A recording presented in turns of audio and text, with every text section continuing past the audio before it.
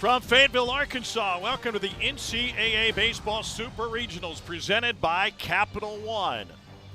After a thriller yesterday, Tennessee and Arkansas meeting in Game 2 of the best-of-3 series, the winner heads to Omaha to continue a trek towards a national championship. Arkansas, the top-seeded team remaining, and the Razorbacks got elite pitching and great power hitting yesterday as they look to go to Omaha for the 12th time in school history. And Tennessee trying to defend its national championship. The Volunteers need a win today to force a decisive Game 3 tomorrow. Here's how it unfolded yesterday. Big hit from Ryder Helfrich, a 2-run home run, put Arkansas in front. Charles Davalon provided the dagger late, and Zach Rote and Gabe Gackel were both magnificent on the mound, combining to hold this powerful Tennessee offense to just 2 hits. And that leaves Arkansas 1 win away from Omaha. The rest of this side of the bracket that will face off in Omaha, Murray State pasting Duke right now, trying to force a Game 3 tomorrow in Durham. It'll be LSU, West Virginia later, and UCLA, UTSA right about now. Here we are. Tom Hart, Chris Burke, Kyle Peterson. Great to be with you. There's no denying that this Super Regional is one of the most anticipated, and a big reason, the energy, the emotion, the passion, and that was in full display yesterday. It sure was. 2 heavyweights of the sport going toe-to-toe with a trip to Omaha on the line. Tennessee's going to send Liam Doyle to the mound. I think the energy and the juice suits him perfectly. Can he match this Arkansas lineup that fared very well against them last time out? Going to be exciting with the trip to Omaha on the line. College baseball's Heisman Trophy is called the Golden Spikes Award. We've got 2 of the 3 finalists right here. Yeah, and 2 guys that have been as good as anybody in the country this year. For Liam Doyle, SEC Pitcher of the Year, comes in second in the country in strikeouts. Good get to first today. And Bahiva Loy, the SEC Player of the Year, 20 home runs, solid shortstop, a guy that started every game at the position since he came on campus 2 years ago. It is best on best with a trip to Omaha on the line.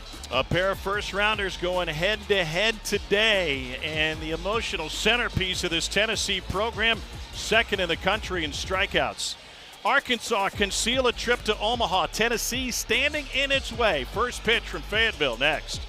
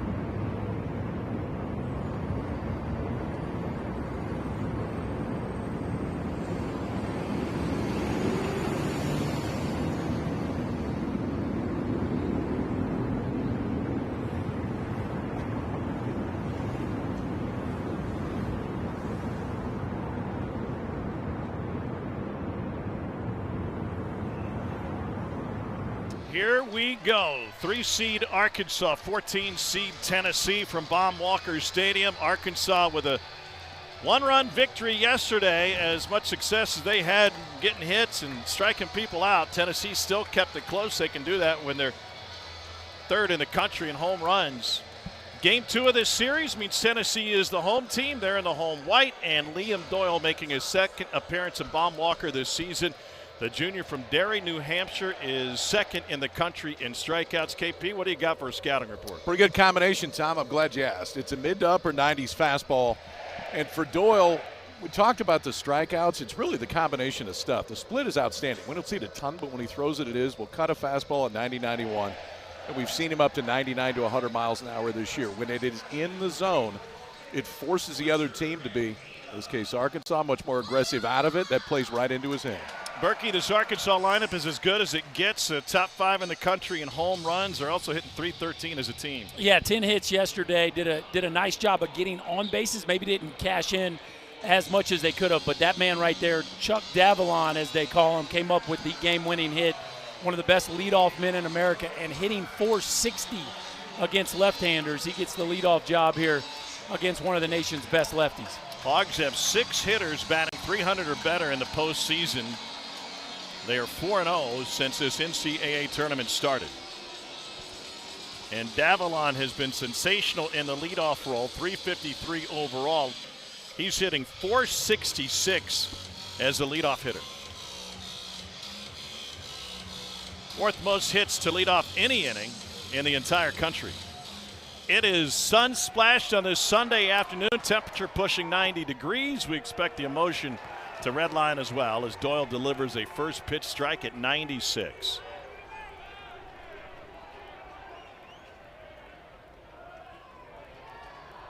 Davalon's coming off of a 2-for-3 performance yesterday. He had a key at bat late in the game in the 6th inning. And the sophomore from Montreal, Quebec, Canada, delivered with a first pitch RBI single.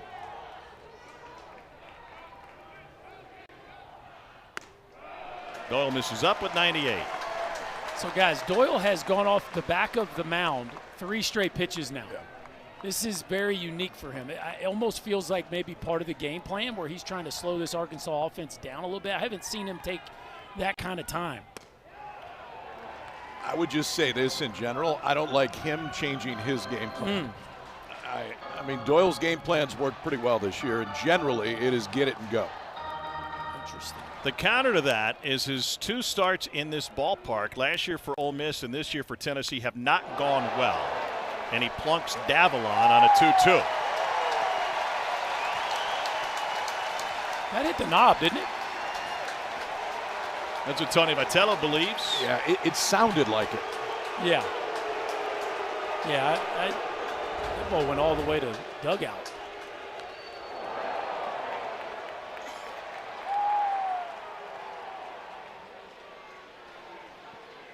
Nope. No, definitely hit his elbow. This one will be quick. Wow, that ball ricocheted a long way off the elbow, but yeah, that one won't take long. That's what 97 will do. Tennessee is challenging the hit-by-pitch ruling. Plays under further review. Maybe he's got those new titanium elbow pads. Yeah, I think that elbow pad has some good protection to it because, number one, first of all, thank goodness he looks okay. You certainly don't want to play this game without your star leadoff hitter, but I kind of had the same reaction. As far as that ball bounced, you'd have thought it would have hit metal, but it clearly hit his elbow.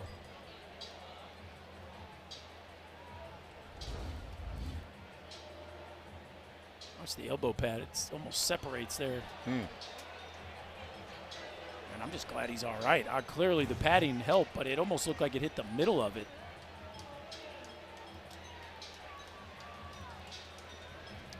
But you said it, Tommy. Doyle has not been great here, and you almost wonder if the pause is that something new that does it have to do with the heat and maybe just trying to conserve some energy between pitches? I don't know. It's interesting though to see him kind of change his mid-pitch routine. Do you think at the same time, Kyle, that maybe it keeps his RPMs down a little bit because we know he can run hot? Is possibly playing into If this I'm game Tennessee, plan? I want him to run hot. I think that's when he's been at his best. It clearly is a different look in between pitches than we've seen regularly this year, and this crowd is always into it. You're going to hear them get pretty loud here in a second when they uphold this, and we're only a hitter in. There must be some other reviews going on, because this one you wouldn't have thought would take him very long. This seemed pretty straightforward. I'm watching the other 3 games. I don't see any other reviews. I don't know why this one's taking longer than putting the headset on and taking it right back off. Unless they're reviewing whether he made a move at the ball, which I didn't think either, right? Well, that'd be overthinking it. Yeah, it was fastball boring in on him. Yeah, again, I'm shocked this is taking so long. Come on, boys. Let's go.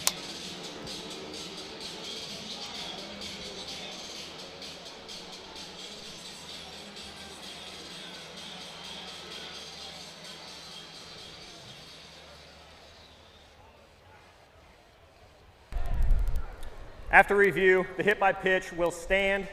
Tennessee has charged a challenge and has 1 remaining.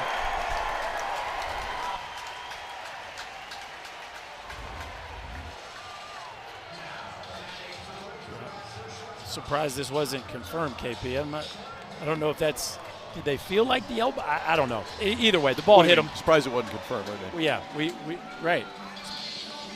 That's the right call. Yeah, I got it right. So Davalon aboard and Vahiva Aloy coming to the plate. He was hitless yesterday, 0 for 4. SEC Player of the Year, Golden Spikes Award finalist. And Doyle misses low with his first offering to Vahiva Aloy. He's not getting a low strike early. That's for sure. That would look pretty good. That was the first pitch split right there.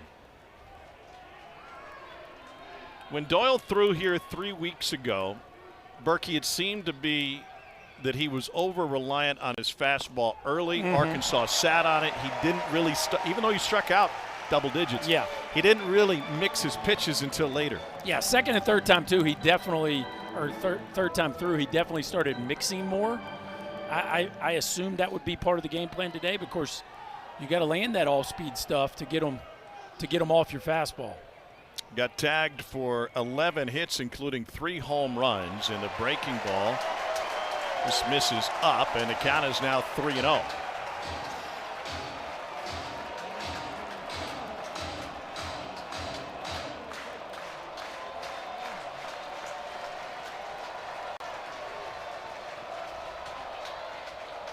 Davalon at first, and a fastball groove for a strike right down College at 96.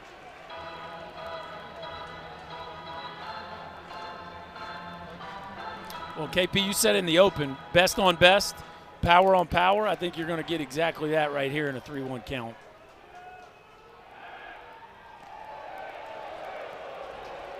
Davalon's got 9 bags on the year, being held by Andrew Fisher.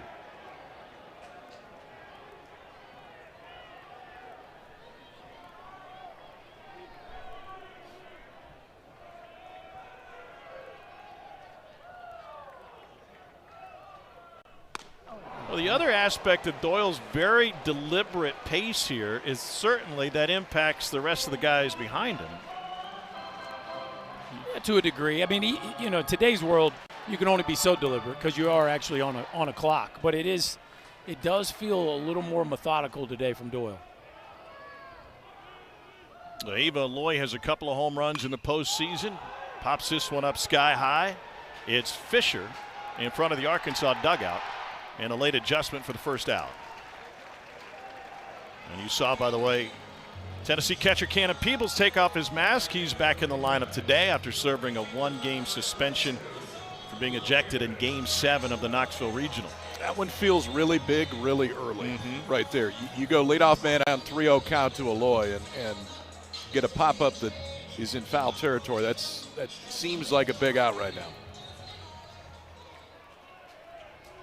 Here's Logan Maxwell, dozen home runs, 31 driven in.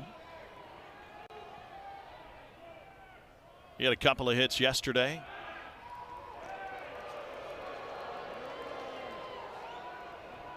Reached base his first 3 times to the plate with a pair of singles and a walk.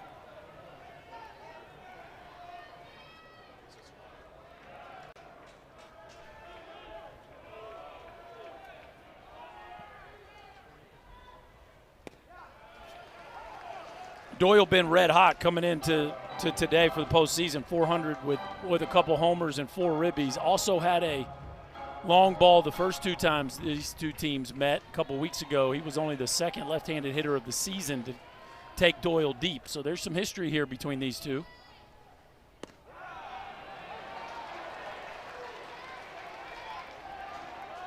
Nothing in 2.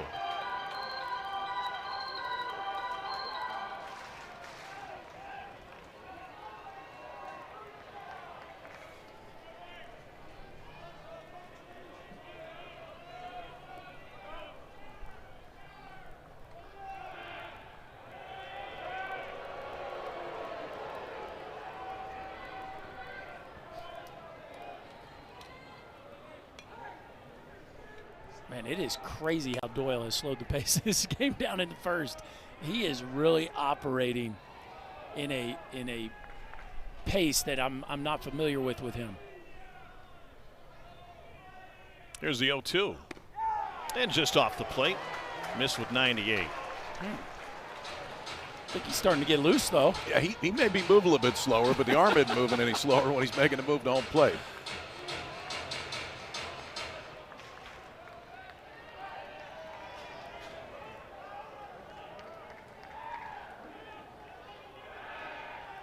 It's really weird, isn't it? This whole entire approach. It is. And he's been picking throughout the course of the year. He's not been adverse to at least paying some attention to base runners, but it feels more than normal here early on.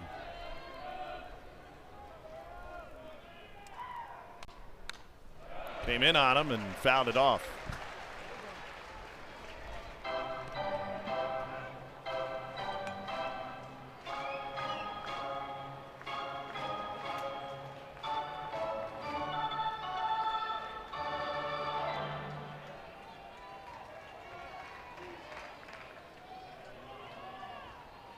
Mike, Gabby, thank you. We welcome those of you who watch Louisville secure its 6th trip to Omaha with the dog pile at home. Tom Hart, Chris Burke, Kyle Peterson, and we've got Liam Doyle on the mound for Tennessee in a must-win game for the Volunteers after Arkansas took Game 1 yesterday by a 4-3 final.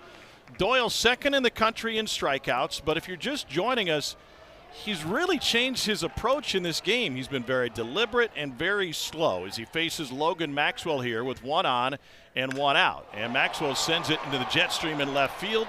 Dalton Bargo has space and hauls it in. Wind about the same as it was yesterday.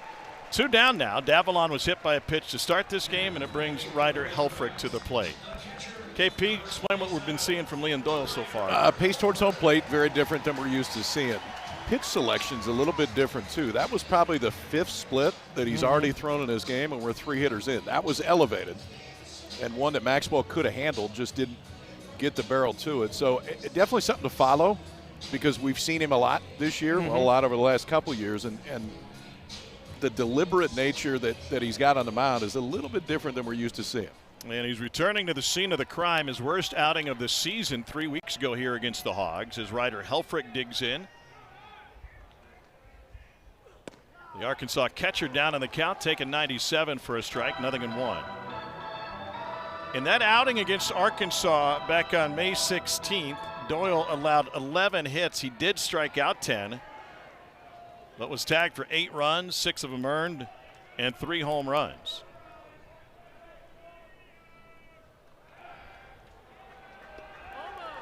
And another lob over to first base. Doyle strikes out 43% of the batters he faces on the season. That is an absurdly high rate. And as you said, Tommy, he got plenty of swings and misses the first time around. It just, Arkansas was really good at making him pay for his mistakes, including this guy right here, Ryder Helfrich, who launched one off of him.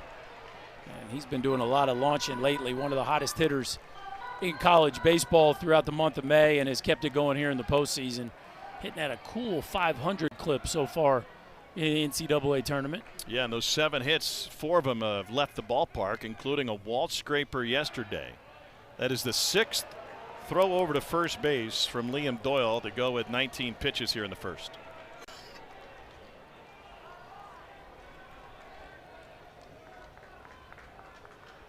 You said earlier, Kyle, that you don't like changing things up in the postseason as Doyle has done. It just feels different. I don't know if it's intentional or not, but it feels a little bit different. And a snap throw from Peebles, who's back in the lineup after serving a 1-game suspension. And is that just kind of big picture? If something worked for you all season, why change it in the biggest game of the year? Well, that was a called pick. Yeah. Right there, 0-2. So, I mean, we've picked 5 or 6 times already. And then that time 0-2, I mean, essentially a pitch out. It's a fastball away to try to give you a shot to pick the runner off. They had a couple of those called with Marcus Phillips on the mound yesterday, too. Helfrich goes down swinging at 97. And so Doyle, who's second in the country in strikeouts, gets 1 K in the first inning. But his delivery and his pace, certainly something to keep an eye on throughout this one.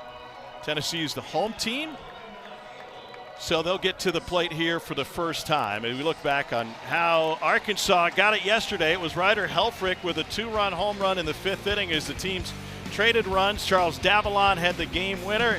Zach Root pitched with plenty of passion, and Gabe Gackel finished what Root started as those 2 Arkansas hurlers held Tennessee in its powerful offense to just 2 hits. So here's what we got. Murray State, formerly the Thoroughbreds, now the Racers, racing out to a 19-8 lead against Duke. Looks like they will force a Game 3, and we may just get one as well. Hey, everybody, Tom Hart, Chris Burke, Kyle Peterson. We started this game talking about the emotion, but so far, because of this pace, it just kind of feels like Sunday afternoon golf match. Yeah, it really does. It almost feels like Liam Doyle, part of his plan is to drain some of the emotion from the building, and I would say by posting a 0 and being methodical, he did that. The stuff is still good. Yeah. I mean, he was up to 99 in the first. So methodical or not, the stuff still plays. And stuff played the entire year for Liam Doyle. Ultimately, it's as good a stuff as you will see from any starter. Second in the country in strikeouts, and he's already faced Vahiva Aloy today. Got 3-0, worked it back to 3-2 and got a pop-up. But Aloy, the SEC Player of the Year, 2 of the 3 finalists for the Golden Spikes going head-to-head today. Aloy plays an airtight defense. He's projected as a number 13 pick and a first-rounder in this summer's draft. I know we're a half inning into this, so you've got a little bit of room to wiggle, but who's got the advantage today? Tennessee, because they threw a 0 up to start. So we'll take the you'll take small the odds. sample set advantage right now. Doyle spending some time with the athletic trainer in the Tennessee dugout.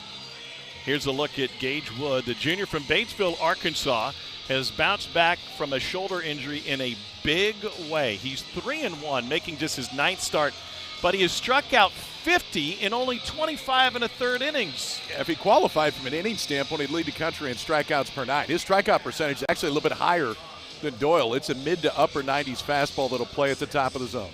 Here's a look at the batting order for Tennessee. They are 3rd in the country in home runs with 130, and the 2nd team in SEC history, joining the late 90s LSU squad with 4 straight seasons over the century mark in long balls. But yesterday, not a single leadoff hitter got on base for the Volunteers. They finished with only 2 hits, and Wood misses inside with 94 in the first offering to Gavin Keelan. 2 hits, but true to form, they were both long balls, and because of that, they somehow made a game interesting where they only had 2 knocks. Keelan Jr. from Milton, Wisconsin. He should be happy his former teammates at Louisville have now advanced to Omaha with the win against Miami. 2-0.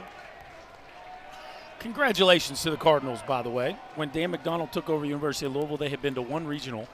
18 years later, they've now advanced to their 6th College World Series. That's pretty remarkable. And a curveball in for a strike, 2-1. I think that one is going to be the key today for Wood. Fastball control is great. He's walked 5 and struck out 50 this year, so generally fastball control is there. It's the ability to land a breaking ball that'll keep him off that fastball. Misses up, 3-1. Wood last time out in the regional struck out 13 and didn't walk a batter over 6 innings. We talked about Doyle's strikeout rate. He Ks 46% of batters he faces. It wasn't until the Tennessee series about 3 weeks ago where Wood was finally pitching with no restrictions, working his way back, and he's good for as long as they need him today. It's almost like picking up a guy at the trade deadline. Yeah, that's exactly what it was. They had high hopes for him coming into the season, but as you said, Tommy, was banged up, didn't deliver from an inning standpoint quite as much as they had hoped, but man, has he been effective. Keelan pulls the breaking ball foul. The whiff rate on the fastball, normal college baseball, 18%. His is 45. So you know, the ability to get swings and misses on a fastball, and then as KP said, pair it with a breaking ball that usually comes out of the same window, is why you see that strikeout rate so high, striking out almost half the hitters he's faced this season. Keelan was 0 for 3 yesterday. And this one's lifted towards left. Charles Davalon has plenty of space. And fly ball for the first out.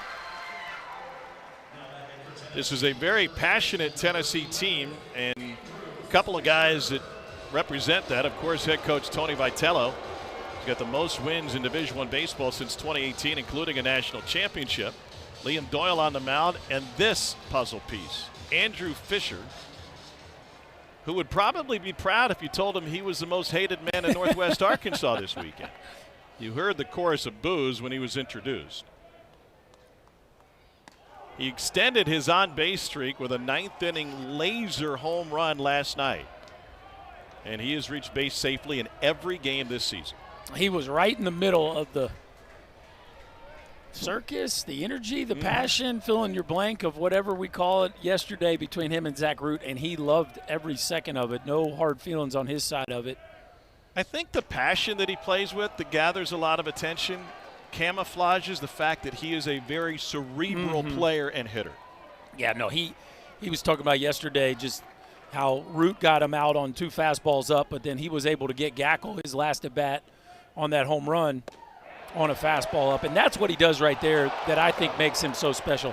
He can put the brakes on a swing, KP, as well as anybody I've seen in the college And he game. does it a lot to where the hands start to move. You think there's going to be a swing, and then he holds up. That time, difference between a 3-0 and a 2-1 count. We'll see if they turn him loose here. He can hit a fastball as good as anybody. And that one was up. It's a 4-pitch walk. And Fisher is aboard here in the opening frame with Hunter Ensley coming to the plate. And the streak stays alive for another day. Got that one out of the way early. And a rarity, a free pass from this Arkansas staff. It's only the 9th walk in 4 NCAA tournament games. Dave Van Horn talked about their regional win. He said, listen, we didn't make mistakes. We didn't walk batters. We didn't kick the ball around. We didn't give our opponents extra chances. The on-base streak is the longest streak in Division I.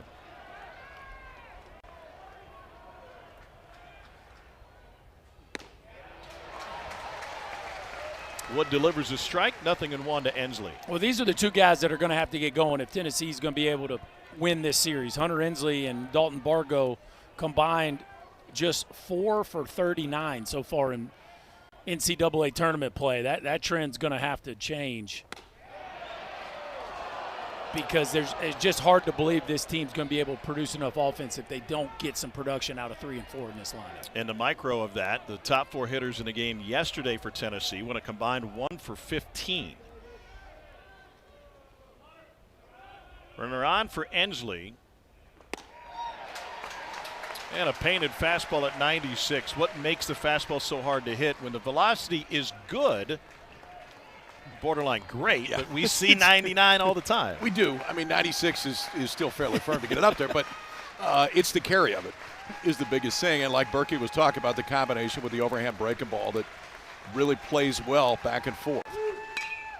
And he sends this one to center field, pushing Justin Thomas Jr. shy of the track, and now on to the cinders, so just short.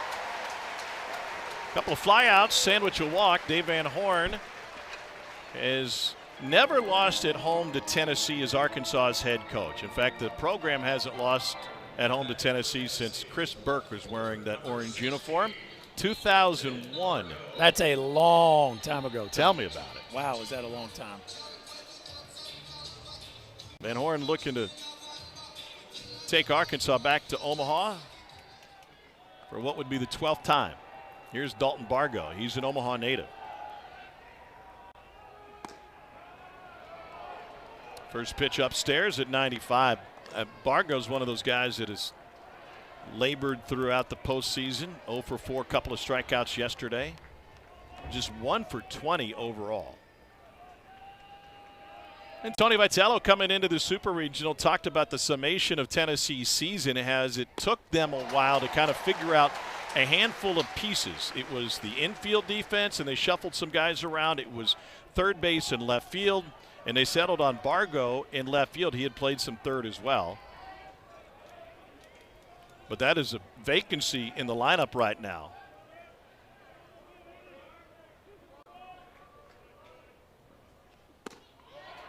Yeah, Tennessee did some mixing and matching for a good part of the season, really. And then finally, when they arrived here in Fayetteville, Tony Vitello finally was like, this is what we're going with. Manny Marin's going to play third base. Dalton Bargo's going to be in left field. And we're going to go with Levi Clark at the DH spot because they have a very talented roster where you could make the case for 4 or 5 different pieces being in those spots. But since then, they've had the same order consistently and kept the same defensive look as well.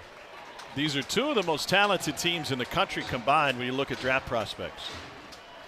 Yeah, I think you'll see, and LSU will probably be right there with them, but these two teams will probably have the most players selected, certainly in the top 100 picks. 1 on and 2 out. Here's a 2-2 from Gage Wood. And a curveball sent in the air to left field, a broken bat. How often do you see that? The bat ends up at second base. Aloy handled the ball. Kojal grabs the bat. Maybe one of those days where you see some stuff you haven't seen before, boys. It just kind of has a feeling. Well, breaking ball in on his hands, and this may happen in a year, but you don't see it happen very often right now. All of that in a scoreless first in Fayetteville.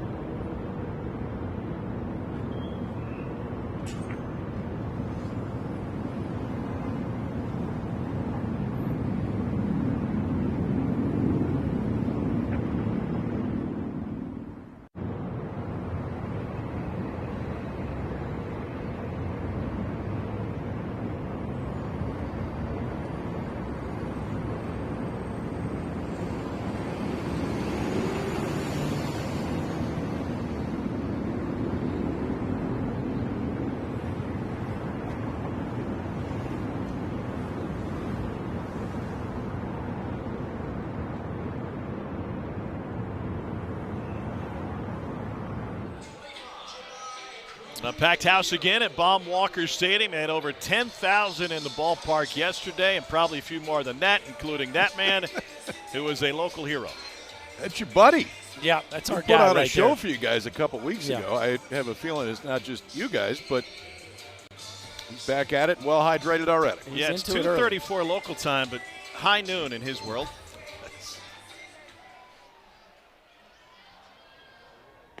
Here's the younger of the two Aloys. Kuyo Aloy started his college career at BYU. The sophomore younger brother of Vahiva has hit 13 home runs and an SEC best 69 RBI. And he sends a pop-up to the right side. Fisher in foul ground, called off, and the wind really pushing. And Chapman handles it. That looked like Fisher was the only one that had a play on that ball, and he clearly didn't see it great. Nice job there by Chapman of pursuing that ball all the way to the end. That is certainly an easier play for the right fielder than the first baseman.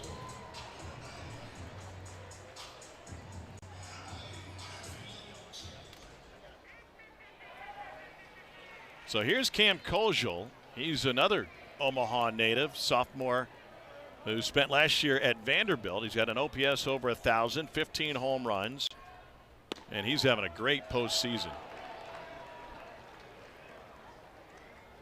Similar to Fisher in this regard, he's a very smart ball player. And he's looking to return home where his dad is a groundskeeper both for the AAA team, the farm club of the Royals, and at Charles Schwab Field. He's been going to Rosenblatt as a youngster, goes to the World Series, he said, almost every year growing up in Omaha. And, of course, with his dad working it.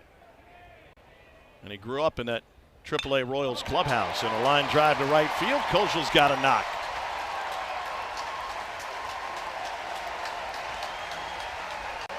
KP, back to that split finger that we've seen Liam Doyle featuring quite often here early in this ball game, but that one just kind of sitting right down Broadway, and Cam Koziel, who is locked in right now in the postseason, hitting over 400 in this NCAA tournament, smokes that one into right field, and the Hogs have themselves a base runner here in the second.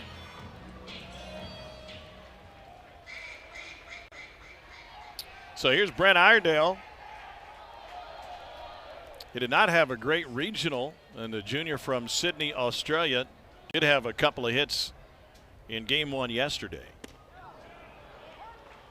And a first pitch strike at 97. Hasn't hit a homer this postseason, but did take Doyle deep earlier in the year. 3 home runs they hit off Doyle: Iredale, Helfrich, and Maxwell. Always interesting to see how guys fare the second time around after having success, especially off this talented of an arm. What did Arkansas do well against Doyle the first time they faced him? They were just on time for the fastball. I think, you know, he was coming off one of his best starts of the season. You guys called the game. He dominated Vanderbilt, 12 strikeouts, no walks, and it was primarily fastball, fastball, fastball. And I just think he ran into a team that was uber focused on getting the barrel out in front, and they just decided they were going to be okay with swinging and missing at off-speed stuff to try to capitalize on hitting the fastball.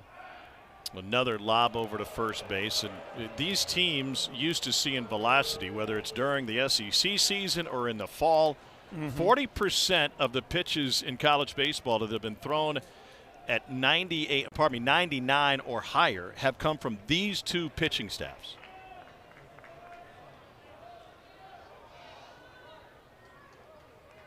And Doyle certainly has contributed. That one sails to the backstop at 98. And Iredale will advance on the wild pitch. 10th wild pitch of the season charged to Doyle.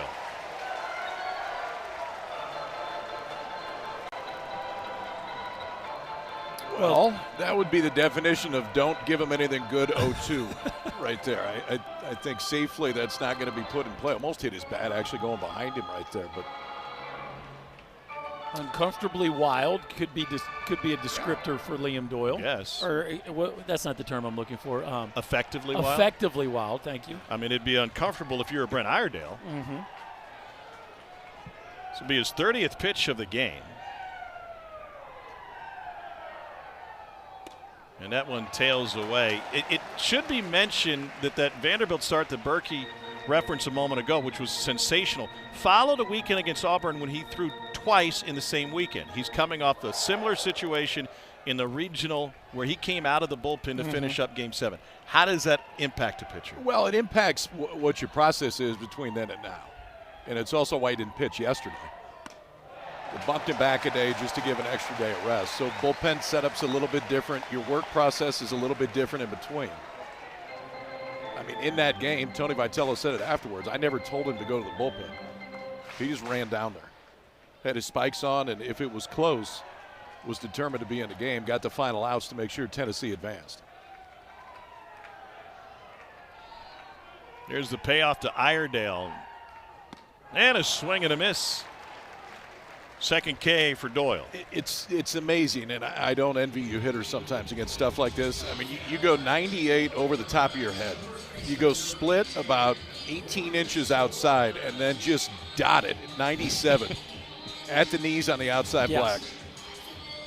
And I think, KP, that's where the term effectively wild really shows itself, because he was trying to shove that under the hands of Iredell, but it ends up being painted down and away. And a comfortable location if you're on the mound. It ends up being a perfect spot, maybe, albeit unintentionally.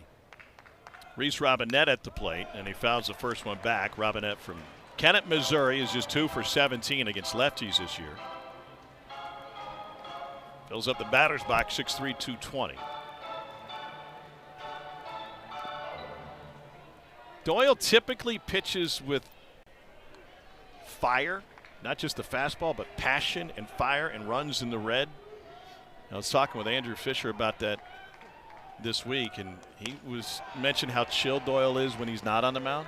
He was named a Golden Spikes finalist. Fisher said none of us knew, but the day it was to be announced, he walked in the clubhouse, didn't say a word to anybody, came to my locker, put his arm around me, goes, "Bro, guess who's a Golden Spikes finalist?" Just in the most monotone, low-key way you could imagine. Thought that was strike 3.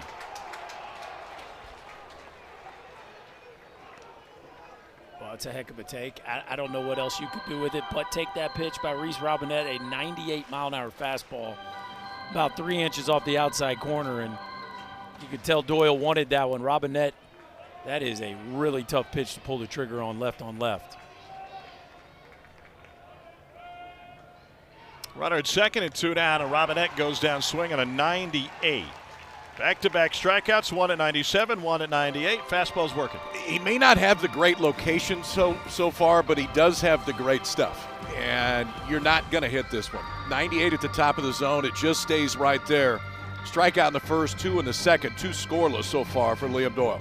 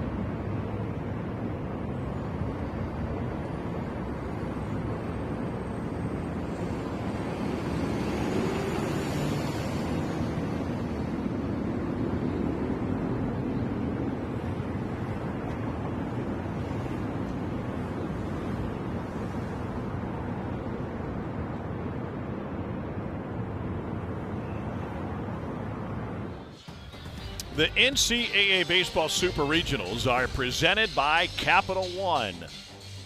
What's in your wallet? 3 tickets have been punched. Coastal Carolina returning. Arizona back to Omaha. And Louisville, as the Cardinals came from behind to knock off Miami in a decisive Game 3. Dean Curley at the plate. How about Arizona had to go on the road both times to get there? Go to Oregon in the regional, then all the way across the country against North Carolina in the Super. And got hammered in Game 1. Yeah. Was it 18-2? It was lots to not many. Curley, sophomore California native.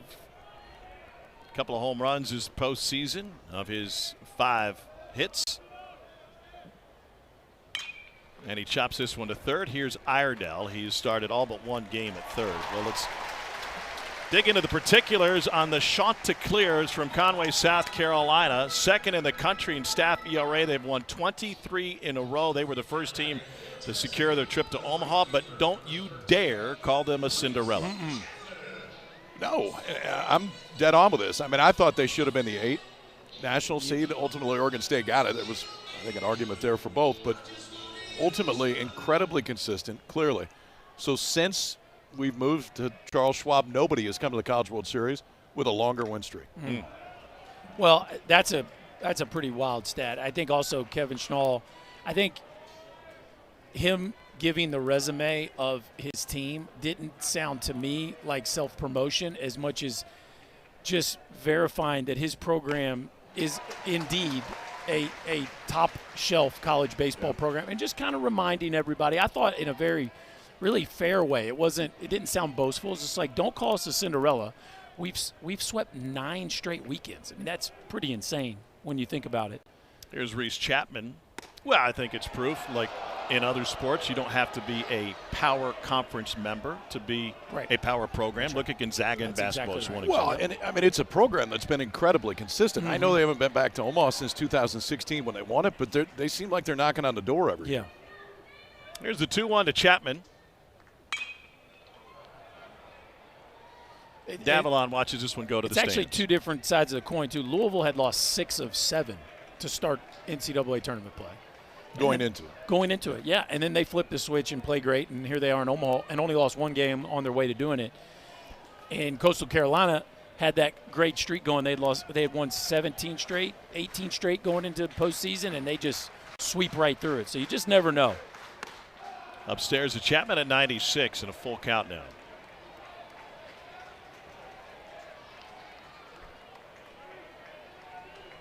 Well, Doyle isn't the only one in a Tennessee uniform taking his time. Chapman with a walk around the batter's box. Here's the payoff. And a curveball's lifted to left field. Davalon only has to move a couple of steps.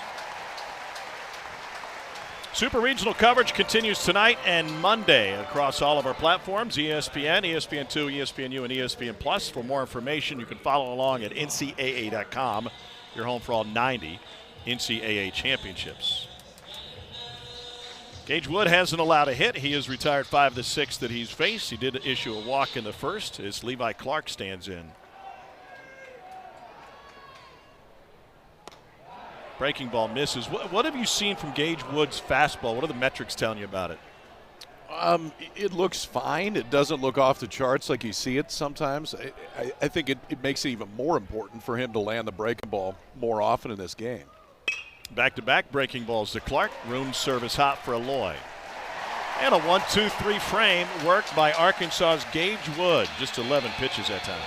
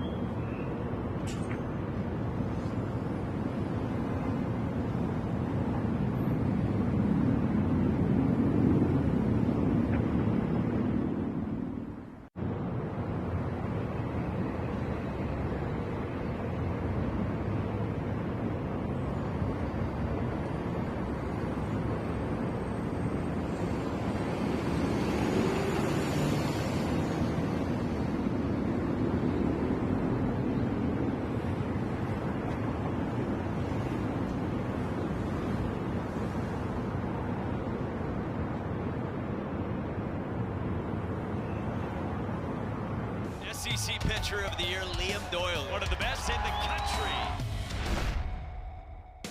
Swing and a miss. And the fastball is just special. special from Doyle. Strike three calls. Liam Doyle has been outstanding. Doyle toed the rubber in 2 different games for Tennessee in the regional round. He leads the country in strikeouts per 9, 15.5. He has struck out 3 through the first 2 today. And now he faces the 9-hole hitter, Justin Thomas Jr.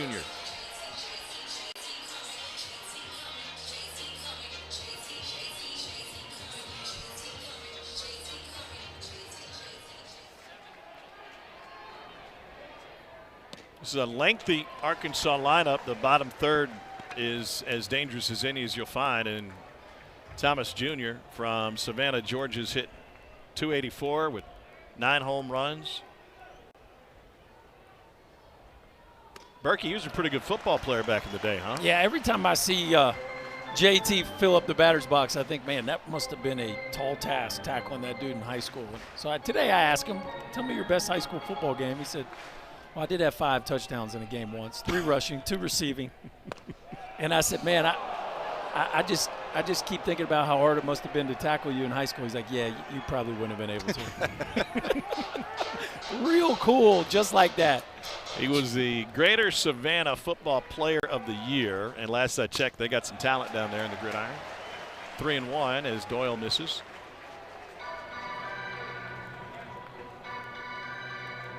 He would have been a handful.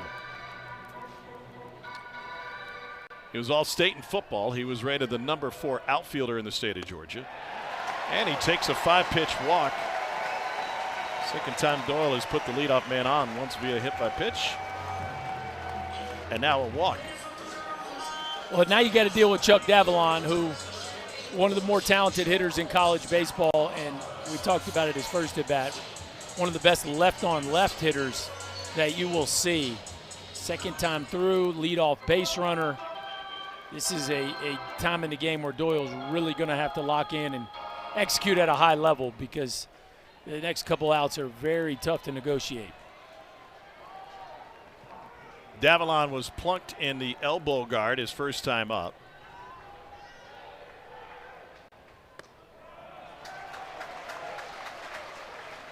Native of Montreal, Quebec, Canada. His parents are both long-distance runners. His dad from France met his mom from Ontario during an international track meet. And he came down to the States, specifically a baseball academy in Florida, to further his playing career on the diamond. That was a 27-hour road trip that he and his family took from Montreal down to Florida. And a Maple Leaf flying proudly here at Baum Walker.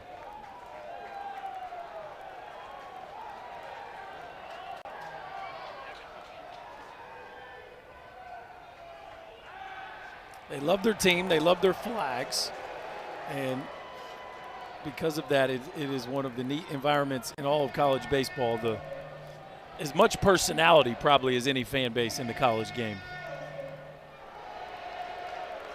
Peebles is going to go out and have a word with Doyle. I'll give him a chance to call the Hogs here, and everybody's going to get together and have a visit. It's been an interesting time through the lineup because there are some very big misses. And I think one of the things that Doyle has done so much better this year maybe than last year is the misses tended to be smaller over the course of the year. He's missing by a foot and a half fairly routinely. When it's right, it's really good, but there's been some scatter. First pitch strikes is 7 of the 9 he faced first time through. These are his 2 starts at Baum Walker, 1 for Ole Miss and 1 for Tennessee. 6 earned last time out, 5 earned over 3 1/3 when he came here last season with the Rebels. Well, and the 11 hits is kind of shocking. I mean, for somebody that has a 178 batting average against, the fact they were able to get 11 hits just tells you how sharp that offense was that day. KP mentioned the misses. He hit Davalon, and Davalon hits his deep to right field. It is long gone in a hurry. Upper deck shot for Chuck Davalon. 2-0 Hogs.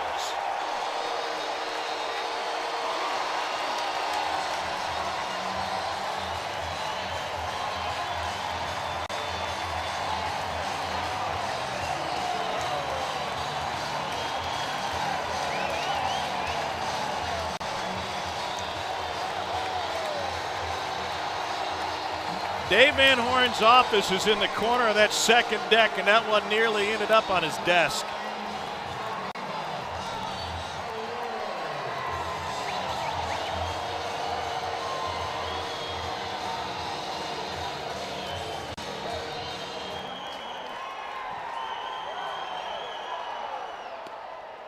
First pitch, breaking ball to Vahiva Aloy.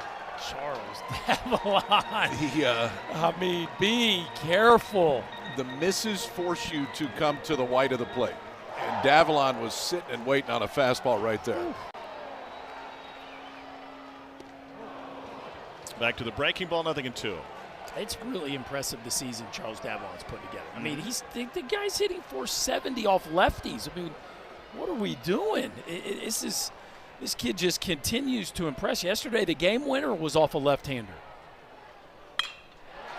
And that one finds a hole on the left side. A walk, a home run, and now a single. Let's take another look at that home run. Come on now, Chucky D. Give the people what they want. Sitting on a heater and gets one in or third. And you talk about leaning back on one, a no-doubter that puts a dent in Dave Van Horn's office window. And that will bring them to their feet. It's been a little slow here early on, but not anymore. Here comes this Razorback offense. And now Logan Maxwell to the plate with nobody out. Home run number 14 of the season for Davalon. You mentioned the misses, KP. He's hit a batter. He sent one to the backstop. He got torched with one right over the heart of the plate. What's the level of concern with Liam Doyle if you're Tennessee? Elevated for me right now. I mean, when it's right, it looks really good. But we talked about the approach that this Arkansas offense has. And if you get them in fastball counts and you're forced to throw the fastball, they are going to get their good swing off. They just are. We've seen it with Davalon, and that's the thing to look for. If he can get them off speed or off balance with the other stuff, the down counts don't matter quite as much, but if they force him into fastballs in fastball counts, this offense is too good. Fisher holding Aloy. And that ball's popped up and will find the seats on the right side.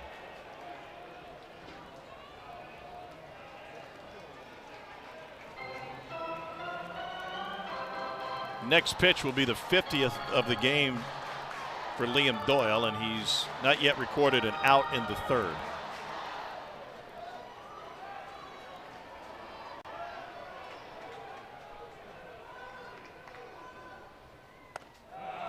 Who's got the bullpen advantage today? Should we get there early?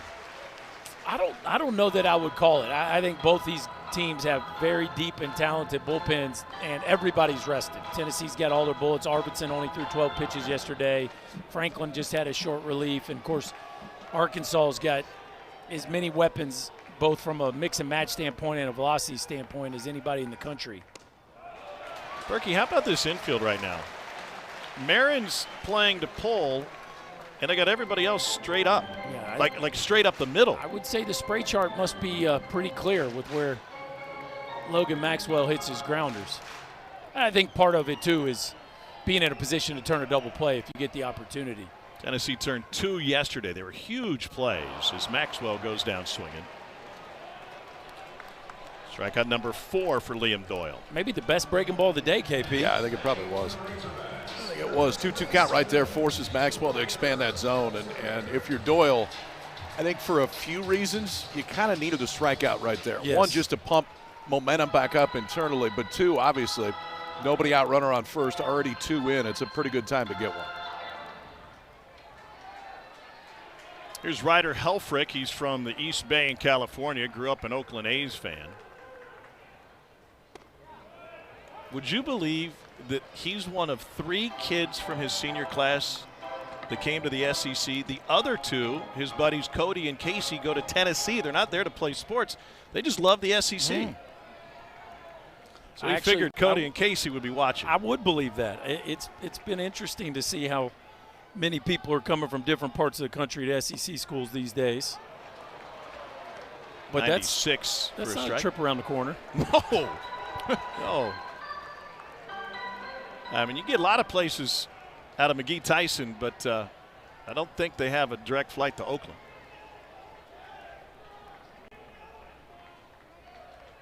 Oh, 2 to Helfrich.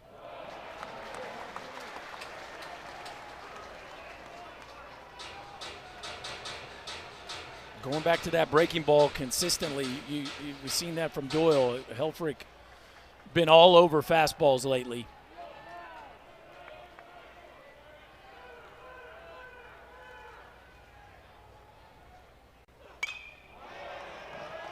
Skies this one out of play. You know, I was asking Helfrich about facing the same team that you just faced 3 weeks ago. He calls all the pitches, generally speaking, for Arkansas when he's behind the plate. And asked who's got the advantage. He said, well, we kind of know what works and what didn't work from the last time we faced them, both at the plate and behind the plate. He goes, but it's a wash because they've got the same info on us. Arkansas won that series. Did not go. Appeal denied. Jake Uhlenhop, down to first base line. Well, at the end of the day, baseball is an execution game. There's so much data on all these people, right? There really aren't many secrets. Pitchers have to make pitches.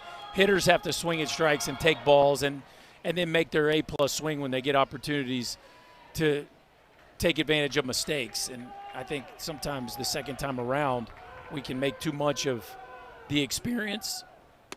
Oh, but there is some familiarity. It's not nothing, but it is hard to handicap which side gets the advantage, the side that had more success or the other side of it. Okay, so to that, as a hitter, whether it's from first at bat to third at bat when you face a guy in a game, or ultimately if it's somebody you faced multiple times, were you more comfortable the more that you saw somebody? I definitely was. Yeah, I definitely was.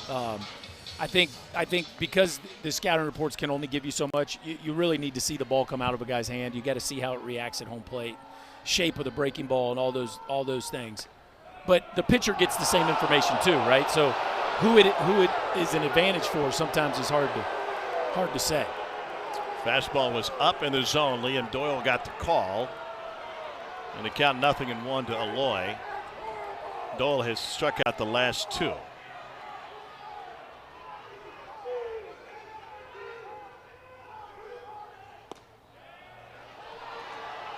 Well, if he's getting the edges of the zone, that is advantage Liam Doyle. Especially if he can land it, right? I mean, that's two pitches he's thrown to the edge of the zone, and if you're getting the benefit of the doubt, then it comes down to the ability to execute to the edges. And a pickoff. The throw to second. They got him in a rundown. We'll chase him back towards Fisher. And missed him.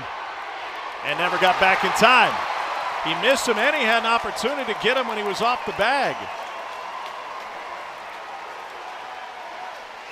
Okay. They already lost a challenge, and it was in the first inning. I don't think you burn your other one right here. No. If you had them both, maybe you do. Yeah. But I don't think you burn your last one right here. Look, Fisher gets too close. Curley may be a little late, but what a slide. Yep. I mean, what a slide by Aloy. He's going head on with Fisher and then just totally dives to the outside, and Fisher whiffs on the tag. I don't think Fisher saw just how drastic Aloy was going to be able to move his body there that suddenly. Big brother at first, little brother at the plate, and the at-bat continues. And it's lifted to center field. Ensley on a dead sprint, and he makes a catch coming in. Little flavor for Arkansas. Chuck D doing damage. Go ahead and hunt a heater right here. 2-0 fastball, and Chuck Davlon's going window shopping out in right field. Off the window, 2-run shot. Arkansas strikes first with a 2-run home run. When we come back, we'll talk with Tennessee head coach Tony Vitello.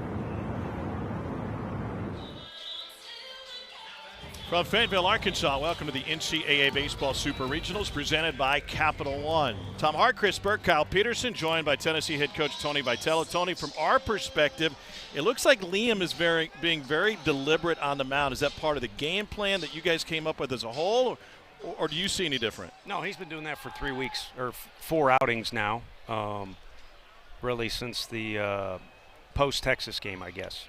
So that would be 2 appearances. Okay. Since Miami of Ohio. Gotcha. Sorry, that was pretty nasty. That's all right. We all do it. Allergies. Yeah, I know. Offensively, the leadoff man on obviously didn't happen yesterday. Hasn't happened yet today. There you go. Oh, I love you so much, see, KP. speak it right into existence. That's the way this world works. But approach against Gage, how do you go after that fastball that you know is going to be at the top of the zone? Yeah, I mean, you better push it down, and I think our guys are communicating a bunch to each other. That was the game plan. We saw him last time. For how much of a bulldog he is and how good his stuff is, I thought our guys did well. We just didn't keep him off the scoreboard enough last time we faced him.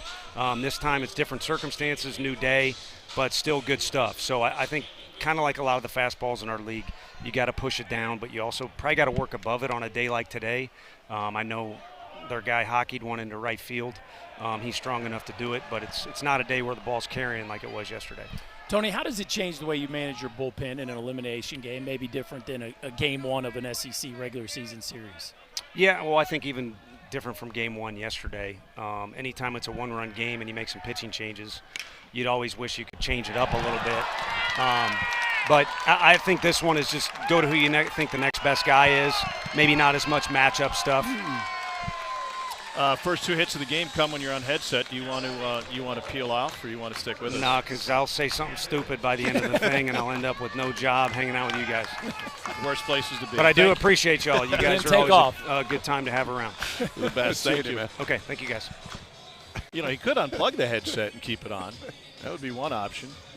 Oh, it's ever. We did get a loogie today. We did get, we got a full hot Tua. It happens. He doesn't have a cough button. We do. First time runner in scoring position this series for Tennessee, and back to the top of the order, and Gavin Keelan. And Keelan serves one into left field. Aggressive approach, 3 straight hits. And the Volunteers have loaded the bases here in the third. And look who is coming to the plate.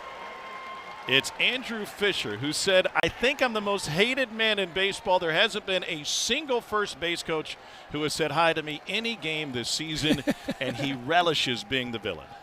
Well, and I think he relishes batting with the bases loaded. Josh Elander, probably the easiest stop sign he's ever had to give a runner there, as he put the brakes on Cannon Peebles with one of the hottest, if not the hottest hitter in America coming up to bat. This is a perfect scenario for the Vols. And it seems perfect for Fisher. You heard Tony talking about their approach against the fastball. How does that fit Andrew Fisher's profile? Well, I think Andrew Fisher has such elite pitch recognition that I think he can trust himself to be ready for the fastball and then lay off pitches that don't suit his eye. That being said, he's also pretty capable of sitting on a fastball and reacting to a breaking ball, especially when he's in a swing count. So one of the reasons he's put together the season he's put together is because he doesn't have to sit on a pitch to have success.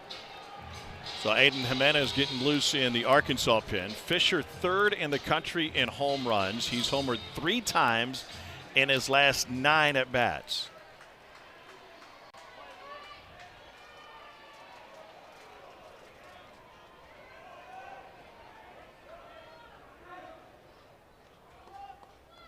And the breaking ball hit on the ground to the right side. Kozel goes to Aloy for 1. Back to first. And a 4-6-3. Tennessee scratches a run across, but one of the best defensive teams in the country shows why. KP, you'll take that one every day, won't you, as a pitcher? Yeah. Bases loaded, nobody out against Fisher, and you trade 2 outs for a run any day of the week. And a guy in Kozel, too. There was kind of a search to figure out where we're going to play him. This double play starts because of the feed and how quick it is. It's a perfect feed, allows Aloy just to stay in his momentum coming across second base and throw an absolute seed to finish off the double play. So now Manny Marin at third for Hunter Ensley, the 3-hole hitter for Tennessee.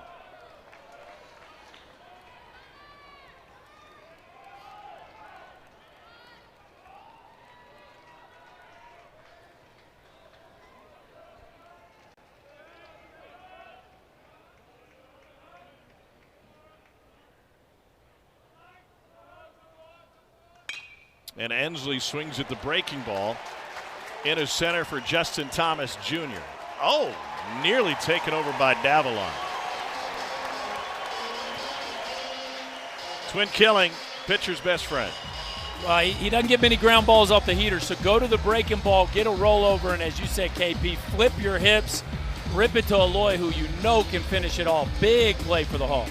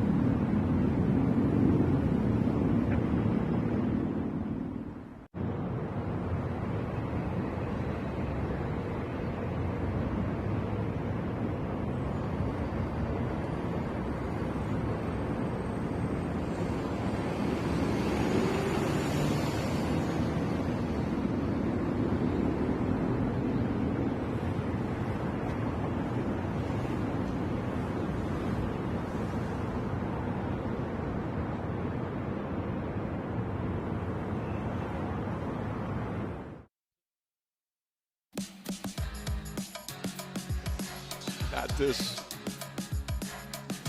Had a little dream, I was ripping at the seams, I was marching to the beat of my own drum, trying to take the lead at supersonic speed. I could feel my heartbeat like bum bum bum.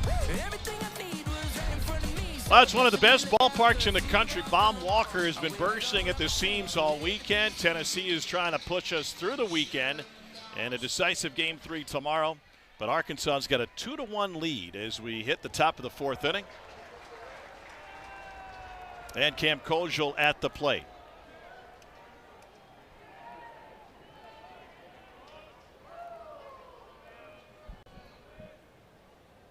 Koziel went to high school at Millard South High School in Omaha before starting his college career playing for Tim Corbin at Vanderbilt.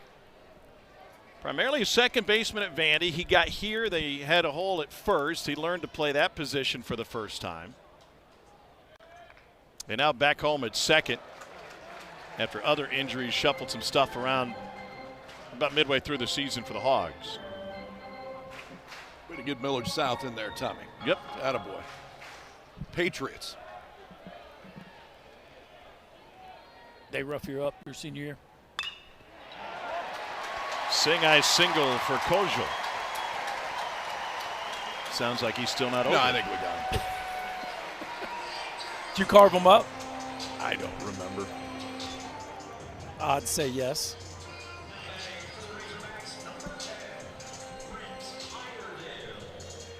Something about this ballpark, huh? It's starting to seem like it. I mean, once, maybe twice, I don't know, but it could also be something about this Arkansas I was about to offense. say. I mean, they tend to do that to people.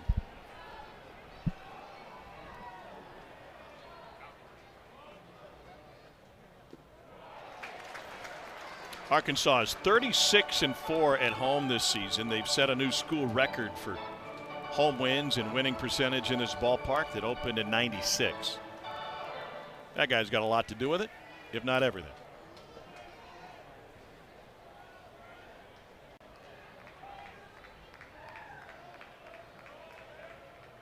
Iredale struck out on a 97-mile-an-hour fastball his first time up.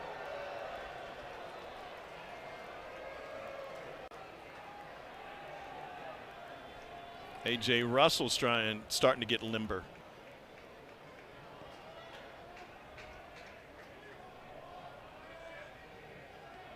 Chris Burke was doing those same exercises at the hotel breakfast this morning. Got to stay limber, Tommy. Yeah, I've heard. Never know when a pickup game might break out. It almost broke out on Dixon Street last night. Who knows? You were trying. I ran by there to see if there was any action this morning, but nobody was hooping.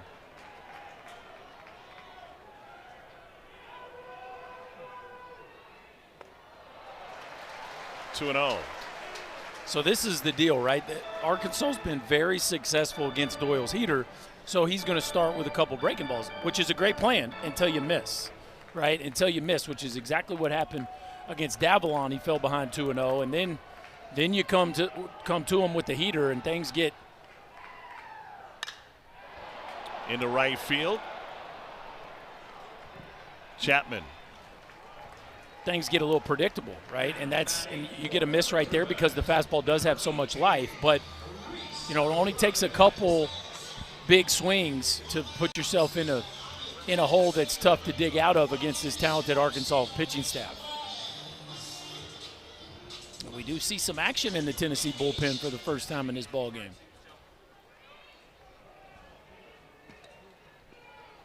Left on left matchup with Robinette standing in.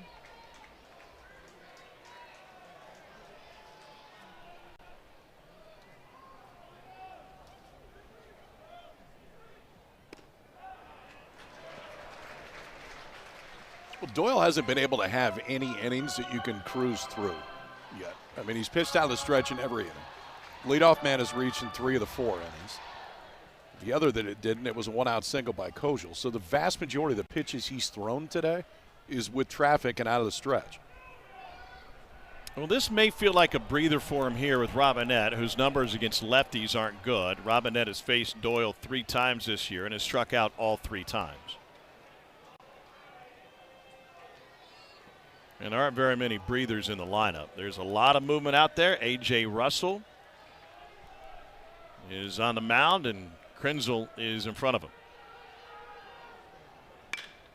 And another seeing eye single as Robinette picks up just his 3rd hit against the lefty this season by taking it through the right side.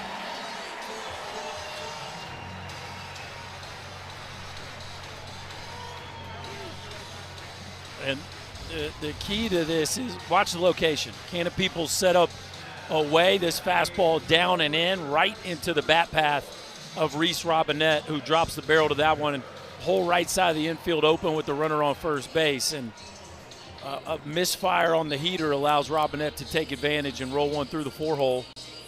KP, just more high-stress pitches here from Liam Doyle. This is an Arkansas team that's 5th in the country in home runs. They've set a program record for long balls this season. And I got to imagine this Tennessee coaching staff feels like they're walking a tightrope right now with Doyle, and that was not expected. Here's the 9-hole hitter, Justin Thomas Jr. Catches the edge, strike 1. Well, I think, too, this is where it gets hard because you got to balance what your eyes are telling you with what he's done for the most part all year. And what he's done for the most part all year is he's been an absolute horse and one of the best in the country. Your eyes today are telling you it's not quite as good as we're used to seeing. So at what point do you decide kind of which one to go with?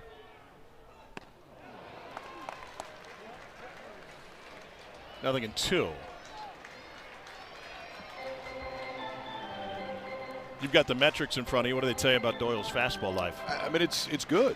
It's very good. It has the type of carry that we're used to seeing. The problem is he hasn't been in too many of these counts. 0-2 to the 9-hole. And he blows it by him at 97. 6K for Doyle, 2 down. And Charles Davalon coming up. He did some damage last time. Tony Vitello on the top step like he's thinking about making a move here. Frank Anderson instead thinks about coming out. Well, this is what they're thinking about because Chuck Davalon has been owning left-handers all year long, and this is the biggest swing of the ball game to this point. A bomb on a 2-0 count off the player development center in right field, and that's going to bring Frank Anderson out of the dugout to have a chat. Well, he detoured to David Savage, a home plate umpire, before heading out there. The home run for Davalon, first in a long while.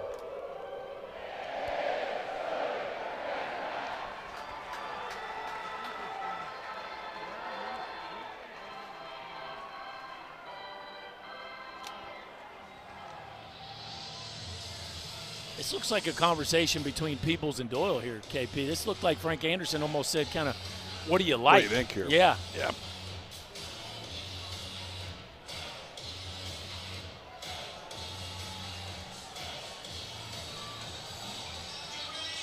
Sunday Night Baseball is in the Bronx tonight. Game 3 of the series between the Red Sox and the Yankees. Boston evened the series last night with a 10-7 win. Sunday Night Baseball, Red Sox-Yankees series finale tonight at 7 Eastern on ESPN, ESPN Deportes, and ESPN Radio. This is a good season. Aaron Judge hitting .390, 21 home runs, 51 driven in, OPS of 1234. You take it? I would take it in travel ball.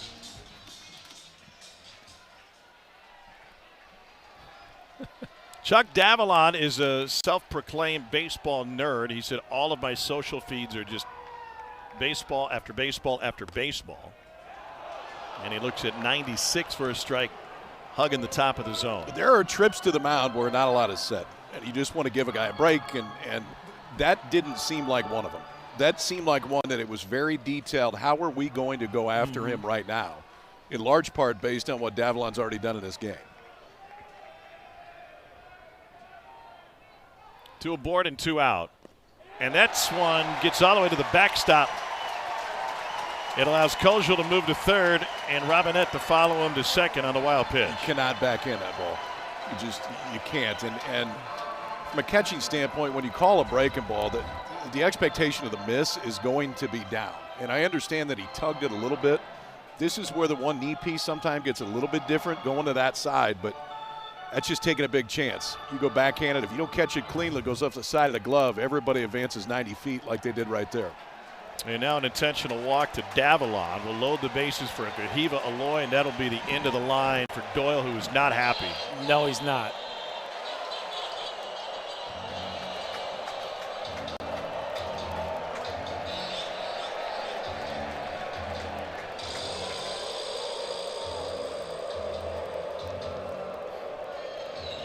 Well, we just asked him about what the decision-making process is in an elimination game, and KP, I think you'd agree. This is probably not. You're probably not going to get Liam Doyle in a regular season game, but no, you wouldn't. In this situation, you don't have any room to wiggle. And Aloy's numbers are so good against left-handers. They're going to go get the right-hander here to try to get out of this jam.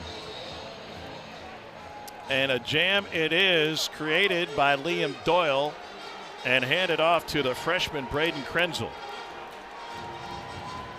Doyle lasts just 3 2/3. He leaves with the bases loaded and a huge opportunity for Arkansas.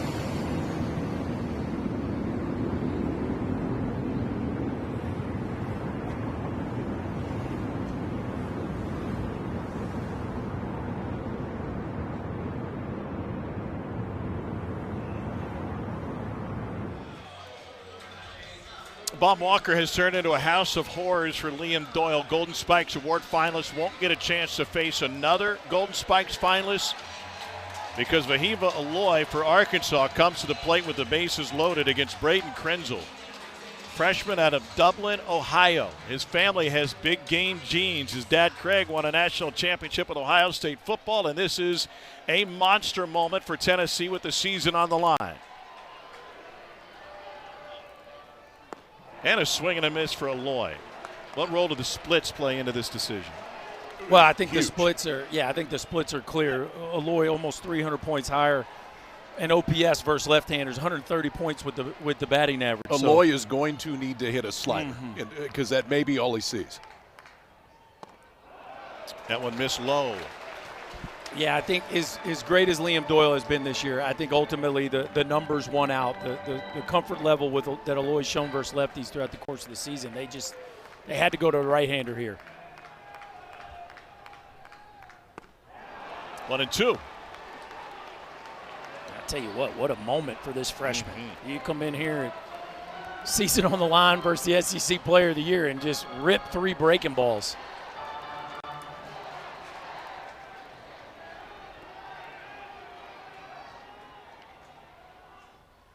And the third one gets away from Peebles and allows another run to score.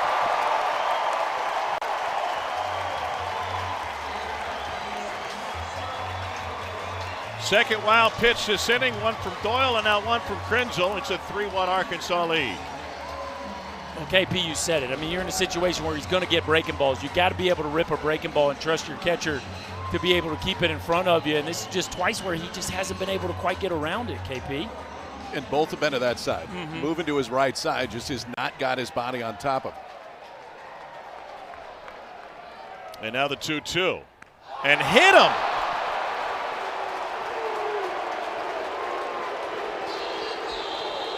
And now the advantage that Tennessee had goes out the window with the lefty Logan Maxwell coming up.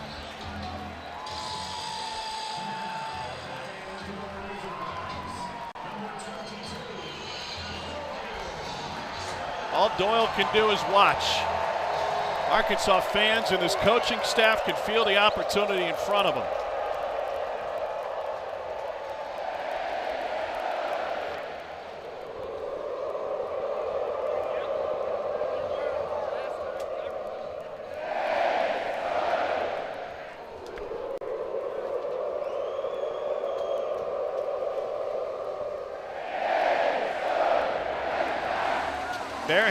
Beer hats are back out. The bases remain loaded. And Tennessee will go back to the bullpen, hoping to keep this just a 2-run deficit.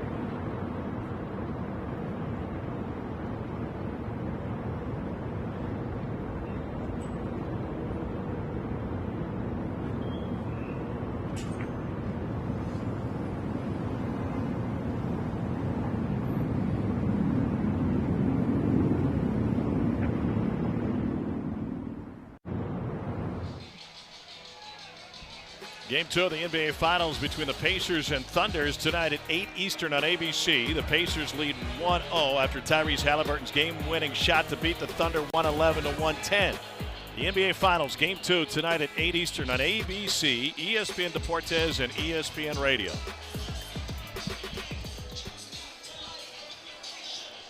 Big right-hander A.J. Russell takes the mound for Tennessee, 6'6", 223 out of Middle Tennessee. He's 2-1 with a 3.52 ERA, 34 strikeouts in 23 innings as he replaces Krenzel. Well, now you go to a guy in Russell that can give you length. And first and foremost, if you're Tennessee, he's got to get you out of the inning. And Arkansas has got a chance to make this thing real interesting if they can put a ball in the gap right now. Russell's supreme stuff. I mean, it's mid-90s. It is a real swing and miss slider. The changeup is good against lefties, but he is built to start. And in this case, I think for Tennessee to really have a chance in this thing, he's probably got to give him 3 or 4 good ones here. So the bases remain loaded. Reese Robinette's at third. He got a hit against Doyle. Davallon is at second. Intentionally walked, and Vahiva Aloy hit by a pitch by Krenzel to load him up for the second time this inning. Logan Maxwell at the plate for Arkansas. And late on 95. That surprised him. Russell has some interesting traits with the fastball. Even as tall as he is, it's kind of a lower release height, and the ball tends to ride above the barrel of hitters when he gets his chase. You'll see a lot of swing and misses. He'll get a lot of fly balls.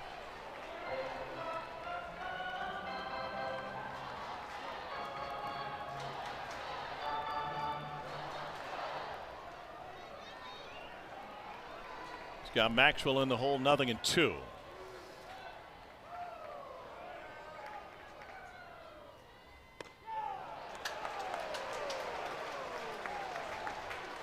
Tennessee hung around yesterday in what turned out to be a 1-run loss by limiting Arkansas's damage when they had the bases loaded in big opportunities. Big part of that was paired double plays. Fly ball left field deep. Bargo back, track. Wall gone! Grand slam, Logan Maxwell! And the Hogs have busted this thing wide open in the fourth.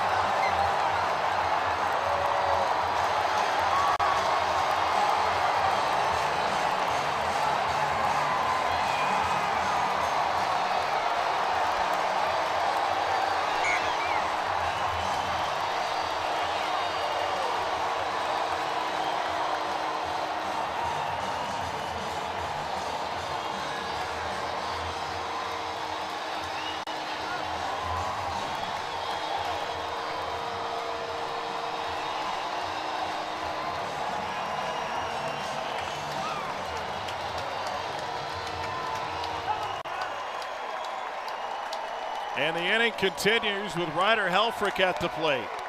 7-1 Arkansas. 98 running away from him, top of the zone, and Maxwell just rode what wind there is to run it out of here.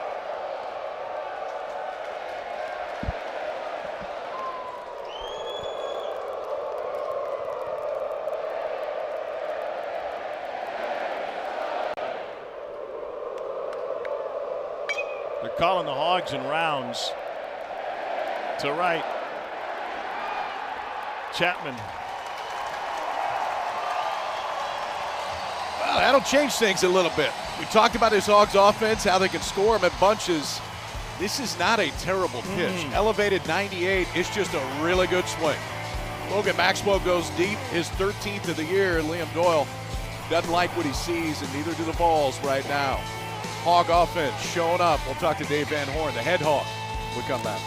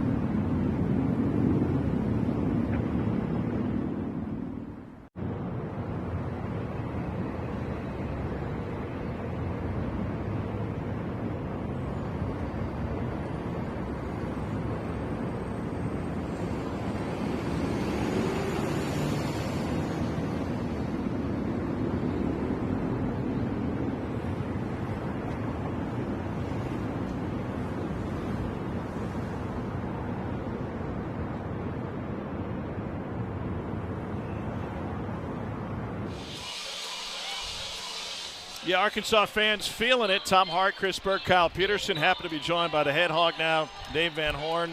This is, of course, an incredible home field advantage. How do you guys feed off of that? Yeah, our fans have been amazing all year, and we played really well here. We played well everywhere, honestly, but at home it's been a little bit different. Coach, you guys now 2 really productive times versus Liam Doyle. Like, what has been the plan that's allowed your offense to have so much success against one of the best pitchers in the country? Well, obviously, I mean, it's easier said than done. We've tried to lay off the high fastball.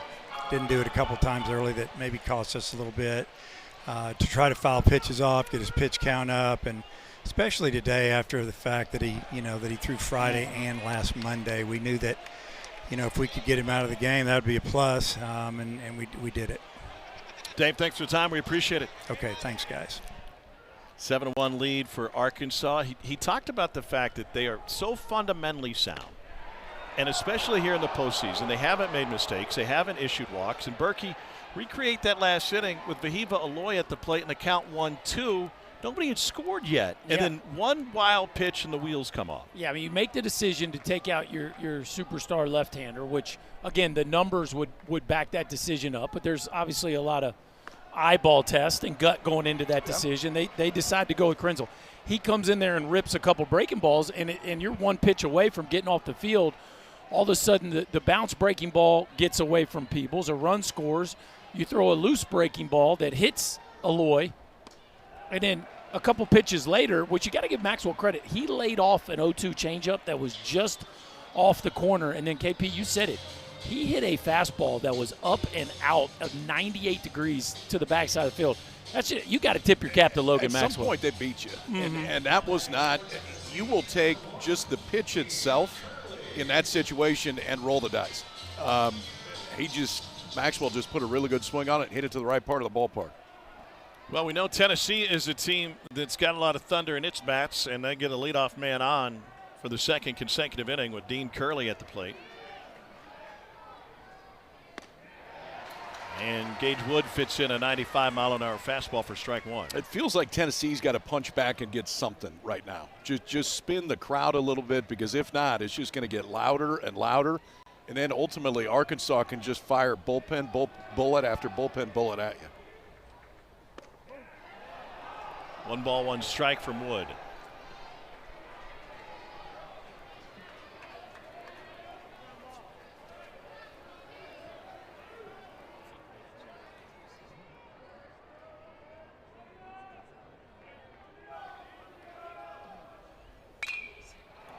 In the air, shallow left. Charles Davalon on his horse. 1 down.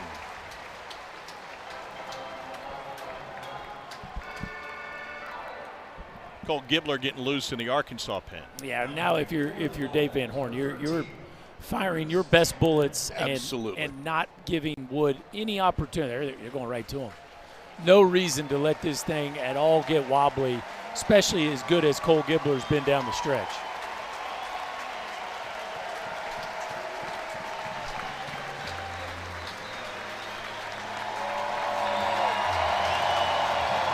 Three in the third for Wood. And he'll hand it off to Gibbler. He leaves with a 6-1 Arkansas advantage.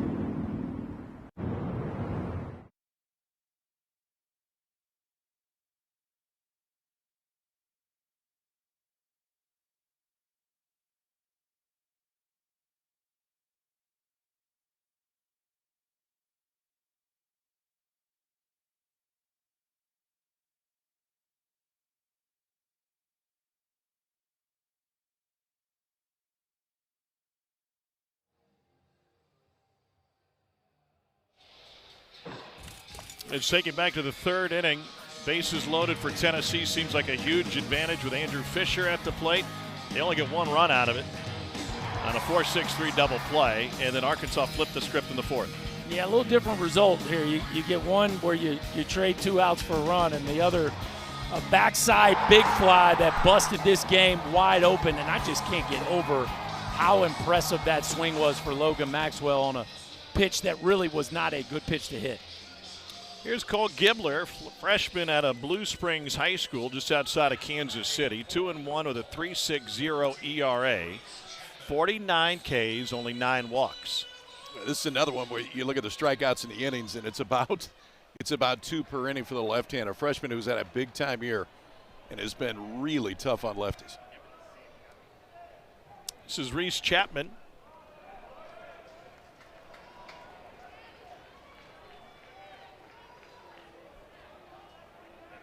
Chapman 0 for 1 with a fly out to left field.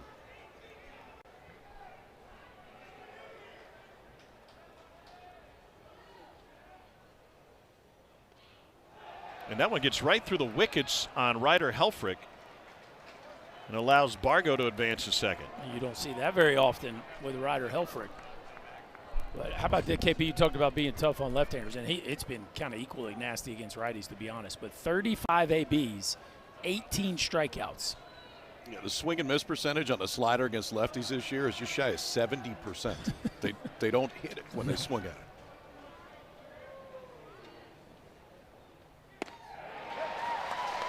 Two and one.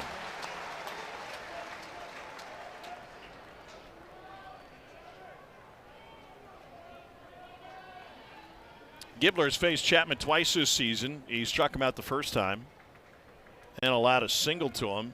Right back up the middle his next time up.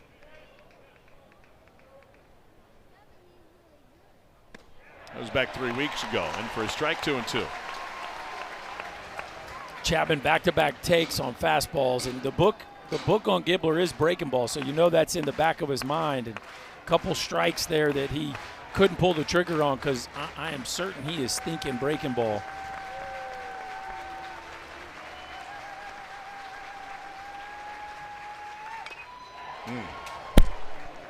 That was a pretty healthy hack, right, KP? That was the swing of somebody that looked like they were hunting a breaking ball.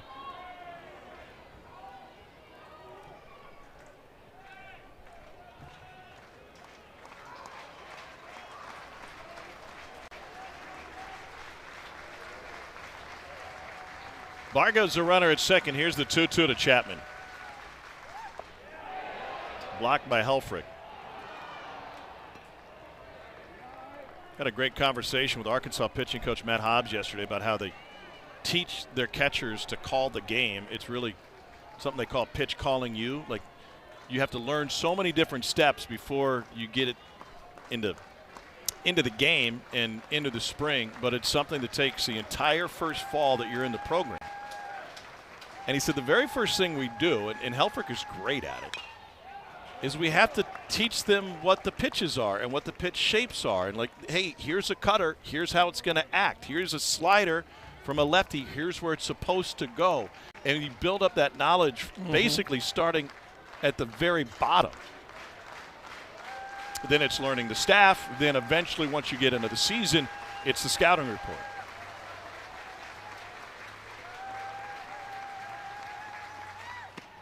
I would think, as this ball forward, that is a huge advantage for Arkansas catchers once they get into pro ball. I would completely agree with that. And it's also impressive that Matt Hobbs, one of the most accomplished pitching coaches in the country, allows his catchers that kind of freedom. And there's plenty of discussion, obviously, about here's where I think we should go with this guy. The other thing is note from a pitch calling standpoint, no one has a better vantage point than the catcher. You see things, you hear things that ultimately can lead you to wherever you're going to go next. And it can be the smallest movement. Just hands move a little bit, front sides open it up a little bit, whatever it is that no one else can see on the field except a guy right behind home plate. A big opportunity for Levi Clark with 2 on and 1 out. Helfrich said in these moments, a big opportunity for Clark here. There's 2 on in front of him. He said, what I learned early on is that you want to go out using their best stuff. You don't want to make a mistake in a high leverage moment on the 3rd or 4th best pitch.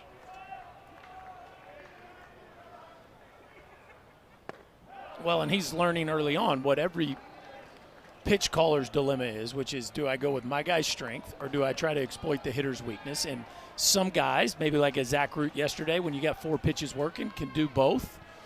But ultimately, push comes to shove in college baseball. I think he's right on target with use your guy's best pitch in big moments. Clark, the DH, chips one foul, 1-2 now. Tennessee trailing by 6.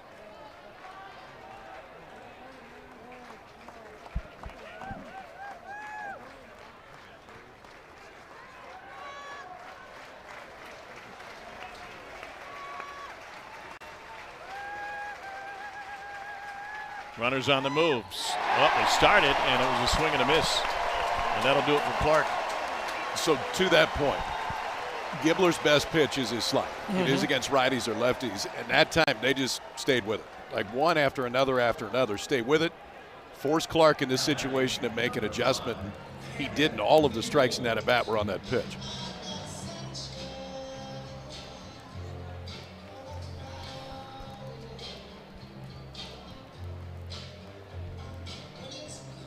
Tennessee has 46 of its 130 home runs coming with 2 down. Peebles has had some success against Gibbler this season. Had a 2-run single when they first met, and that pitch just missed. Nothing in probably 1-0. I think you can come to an Arkansas game and see every type of hat you've ever imagined in your life. You've seen the plastic batting practice helmets, the cowboy hats, ball caps, the beer hats. Some guys is sometimes holding beer on top of their head as a hat. Have we seen both? We've seen the beer hat with the beer on top of the beer hat yet. I haven't seen that one yet. It won't be long. Probably out there.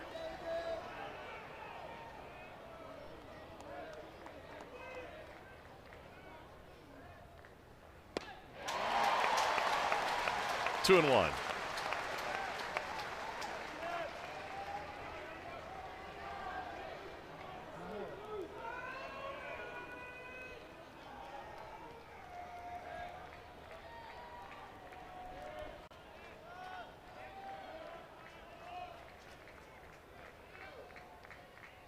Peebles hitting almost 100 points better against lefties than he is righties. He's a switch hitter. Yeah, the OPS 300 points higher, Tommy. He has 1 more homer versus left-handers and way fewer at bats. So this is the side he is most dangerous for sure. And here in a hitter's count, boy, this would be a big swing if he could at least get him something back after a 5-run fourth for the Hogs. And a tapper to Kojal. He'll take it himself, and he wins that race. No runs, no hits, a couple of walks, and all they did was get stranded. 7-1 Arkansas.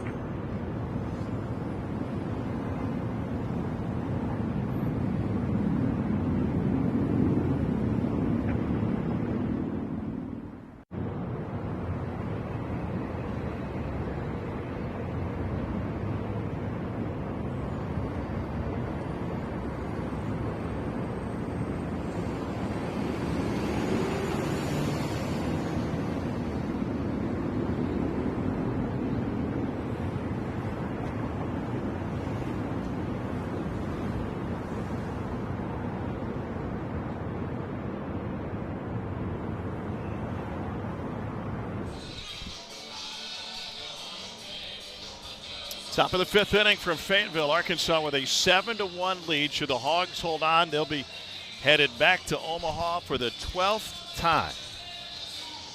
Razorbacks have been close. They've never won a national championship in baseball. How about that head covering? What do you got? Sorry, I was looking at the throw down to second base in between innings. It went about 40 feet over second base. What did we miss? Just a guy wearing a towel on his head. Oh, okay. Kind of like KP. Yeah. I know that speed. There we go. I know. I've there got you. There we go. Guys like us got to wear hats, dude. I'm telling you. Kuhio Aloy at the plate. He was the only Razorback that didn't come to the dish as part of that big 4th inning, a 5-run frame. He was on the Hog Pod with Bo Mattingly earlier this season. Great podcast about Arkansas baseball and other sports, and he was talking about his golfing prowess. Flies out to center. Actually, his older brother is bragging on him. He drives a golf ball 400 yards. He's not a small human. No, and with his club head speed, I don't doubt that in the least. Here's Cam Koziel. Omaha native, was a Gatorade Player of the Year in the state of Nebraska in 2023. Also lettered 4 times in football. Was a captain his senior year.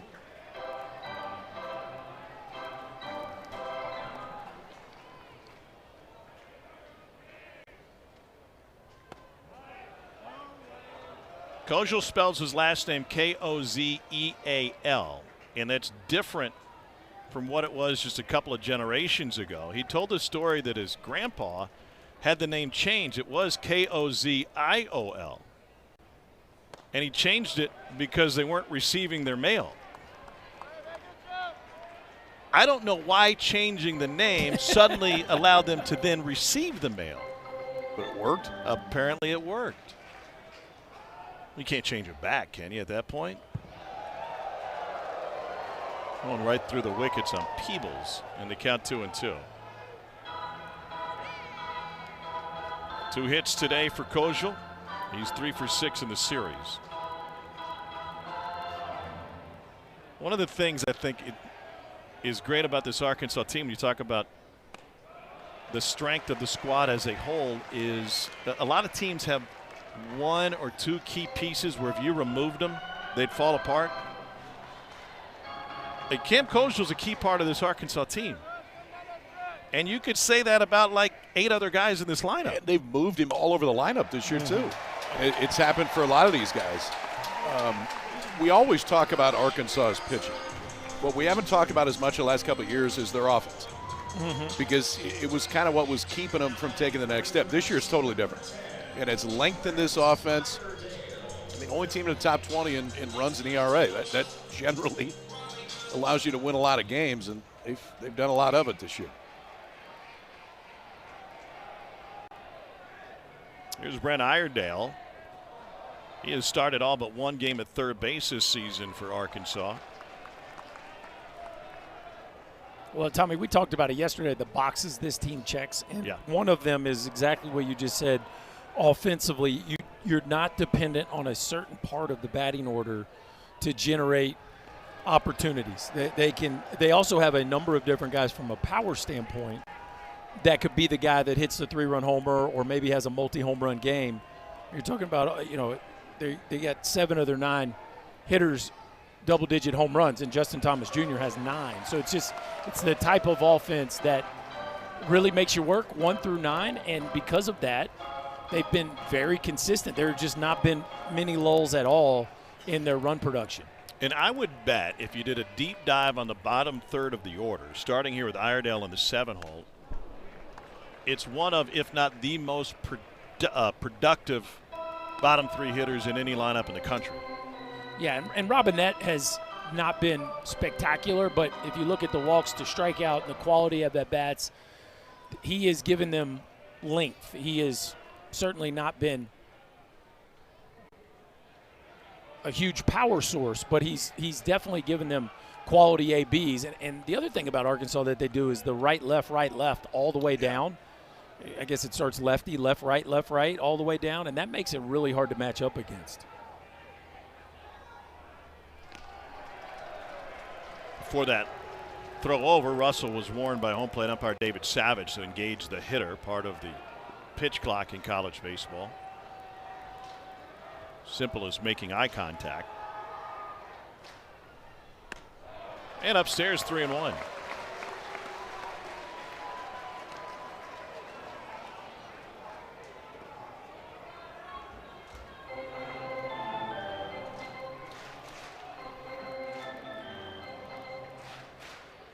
Iredale from Sydney, New South Wales, Australia. Hit him.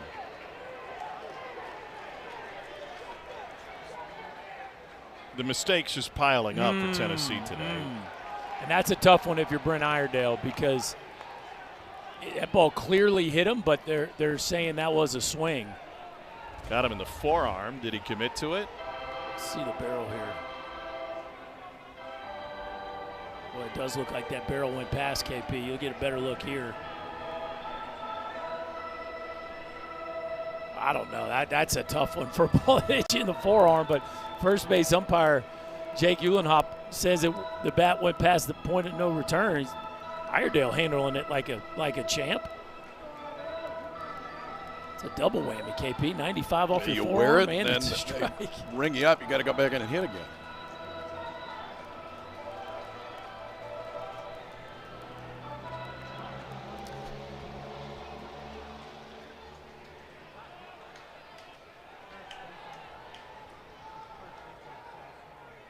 There goes the runner. And a punch out. The throw down to second was late. They say an interference on Iredale, and the base runner will be out as well, and that'll bring Dave Van Horn out for an explanation. And that will end the inning.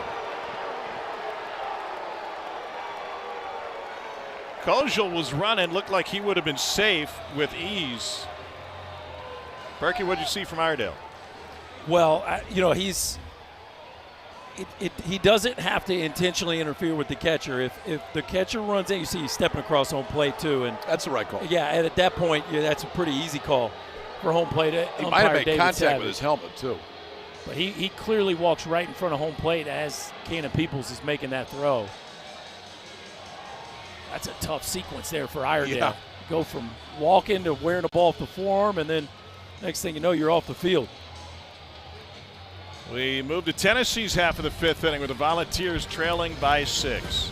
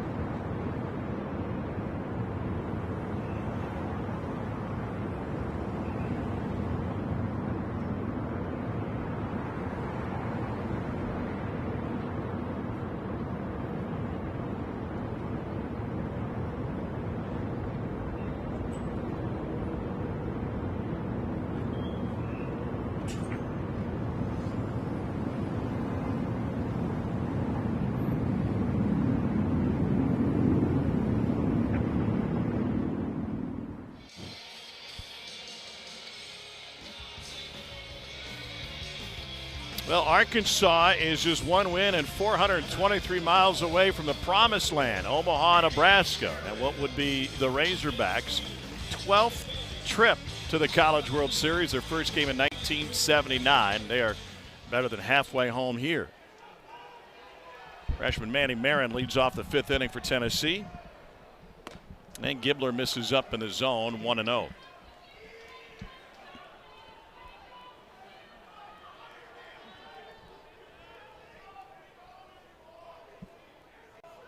Marin had a base hit his first time up, and he drives this one foul down the left field line. Home run distance for sure.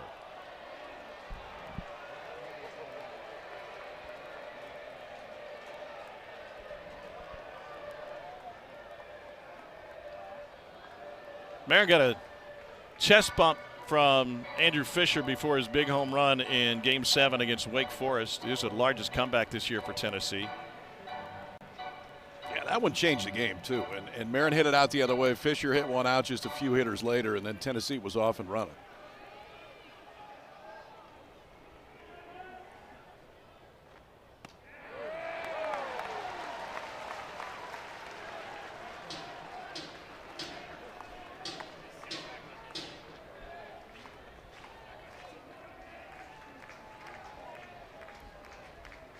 Arkansas does have a blown 5-run lead this year. They're 30-1 when leading by 5 or more. They blew it in a midweek against Missouri State back in late March.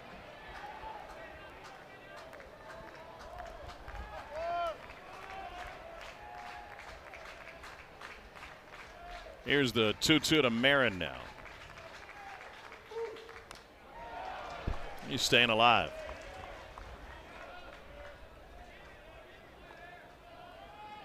Well, the difference between that midweek blown 5-run lead and what Tennessee's up against today is they've got every best bullet in their bullpen ready to go besides Gackle. Marin pulls another one foul. Heads up. So if they're going to pull this off, it's going to be against a bevy of very talented Arkansas relievers. And it's going to be a short leash, too. I mean, you get any traffic, there'll be action right away in that Arkansas bullpen. Strike 3 looking. I kind of lulled him to sleep with the breaking balls that Marin was out in front of, hooking him down the left field line, then just sticks a glove side fastball that stays right there that locks Marin up for the first out of the inning. It's such a tough pitch on a right-handed hitter when a lefty can just bury that glove side heater right under the hands. That one locked Marin up. Here's Gavin Keelan. He is 1 for 2. Tennessee's athletic trainer is Jeff Wood. He's been there for 25 seasons now. He's had a bunch of different jobs as a trainer. He was a rodeo trainer at one point. There he is. And when you have a sage like that in the dugout, he offers more than just medical treatment. He offers other advice. I was told that Gavin Keelan had an appointment to get cornrows this week. He was going with Jay Abernathy. And Woody heard about it, and he said, hold on, Gavin. It's probably going to give you a headache, and you'll be very uncomfortable, and the helmet will likely be uncomfortable. I'd advise you to call it off. Now, is that not an all-encompassing trainer? Wisdom. That sounds like wisdom to me. That's 25 years. You think Woody's ever had cornrows? It was a while ago. Not recently. I know the feeling. Oh, he's the best. Keelan goes down swinging back-to-back Ks for Gibbler.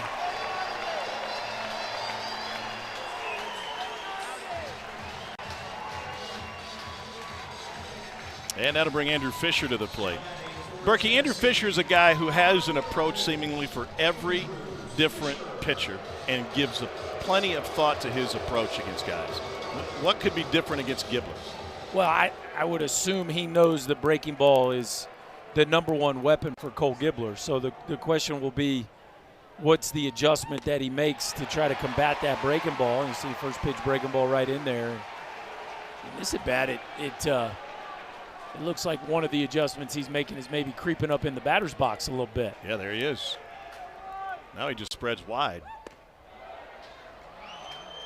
Maybe try to take the last bit of break out of that slider from Gibbler by creeping up in the box a little bit. That's not a little bit. That's a lot.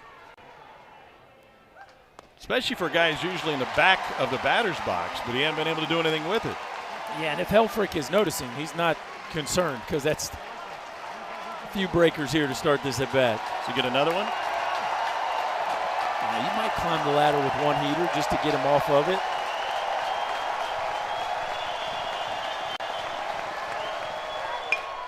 Pulled to the right side, right to the leather of Robinette.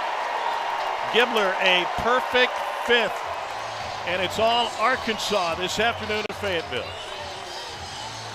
Well, it wasn't the swing and miss they were looking for, but it all looks good in the scorebook. A rocket at Robinette, and the Hogs post another 0.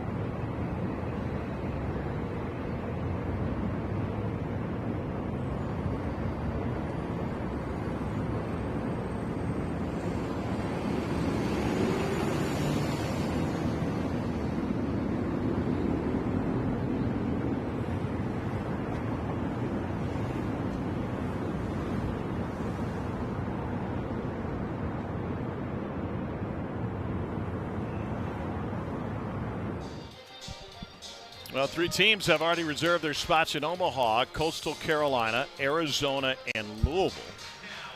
Cardinals had to go on the road to start their tournament.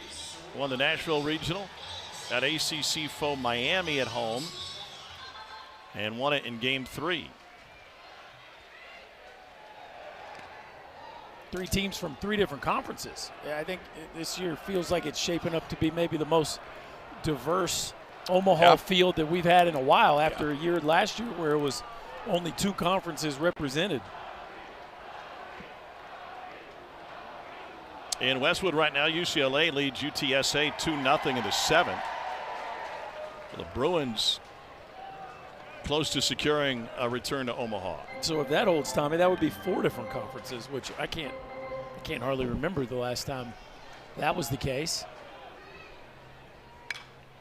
Robinette pops it out of play. How about Murray State 19-9 over Duke today to even that series at 1? You got a good look at that offense last week, sitting in the studio, and it is not quiet. No, they ran double digits up there against Ole Miss and Georgia Tech like they were playing in the Missouri Valley. It was a impressive offensive display from a team that can really run hitters at you 1 through 9.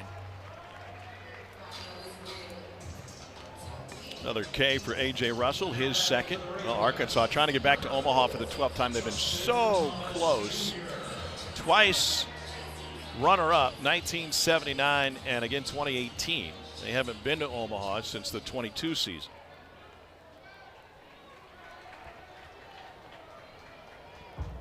And it's pretty good history.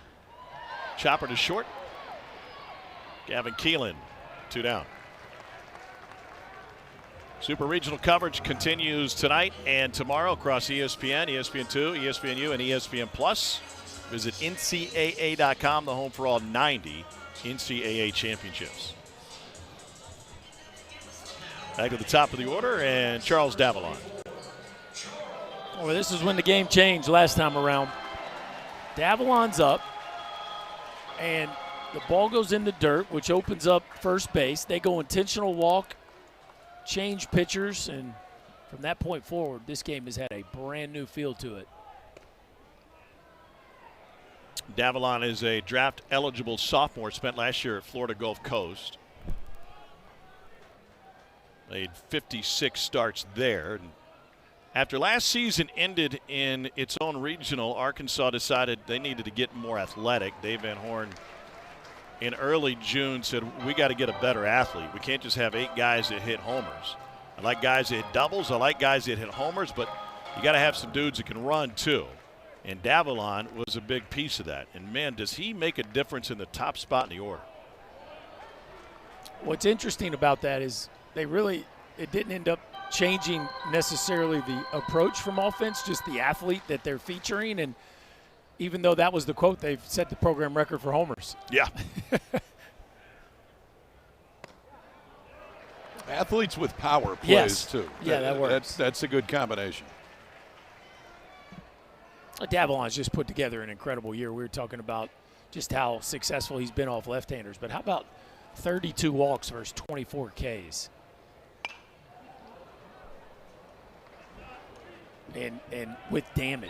Mm-hmm. So the ability to rarely swing and miss, but then also do damage is why he's probably going to hear his name called pretty early in the draft. Tosses the bat aside after a 2-out walk. You talked to him about comps of guys that played in your generation. Does he have one for himself, a player? No, he didn't give me that. It's funny how many people watch him and say Lenny Dykstra. I see Just for the look. the look. I see Brian Giles for the ability to discern balls and strikes and do damage. But, yeah, he's got that kind of spark plug, leadoff guy, Dykstra vibe to him, too. Well, yesterday, not so much today, but yesterday the uniform was dirty from shoulders to toes, so that fit too. That fits. That's right.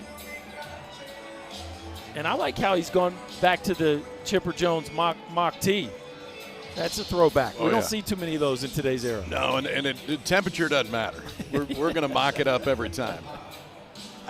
What I see, and he just looks at you see a guy that's going to play in the big leagues if he stays healthy, and somebody that you want on your club. And sometimes the more you watch somebody, just the he's a baseball player component comes in. He's definitely that. I mean, he plays the game at a really high level, but the talent goes right with it. We get to hear the entirety of Vahiva Aloy's walk-up song thanks to the mound visit, and now Frank Anderson wants to take Jeff Wood, the trainer, out to the mound to visit with A.J. Russell. A.J. Russell's trying to wave him off. Blister? I don't know if it's a blister or fingernail, but he's looking at that right hand. Well, Woody's already made it all the way out there. He might as well get a peek.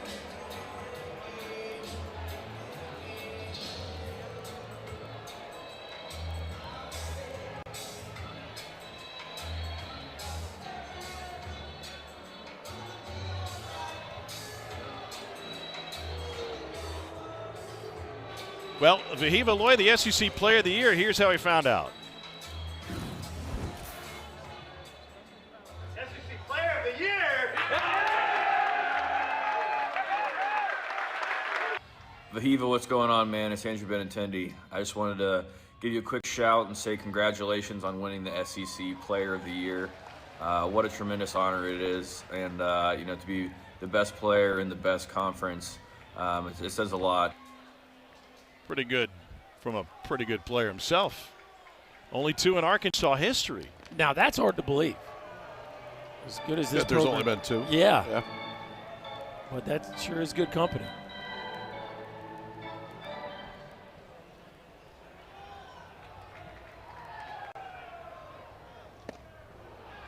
Peebles snap throw back. You know, Benintendi really blew up his second season here and had what we call draft helium. Aloy has also made a jump, but we kind of knew what he was last year, and he just more disciplined plate approach, a little bit more, probably a little bit better in the field than he was originally.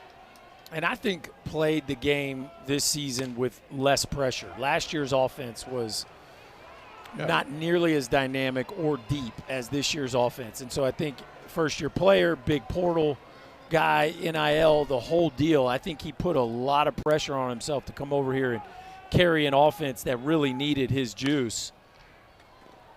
And this year, I think early you could tell he was playing the game with an approach that he didn't feel like he had to do all the heavy lifting, and capitalized with a SEC Player of the Year campaign. He has been fantastic offensively and defensively. And he sends it to right field. Chapman has space. Only 2 SEC Players of the Year, but Golden Spikes Award winner just a couple of years ago, Kevin Kopps. Tanner Allen got the Conference Player of the Year. He got the National Player of the Year.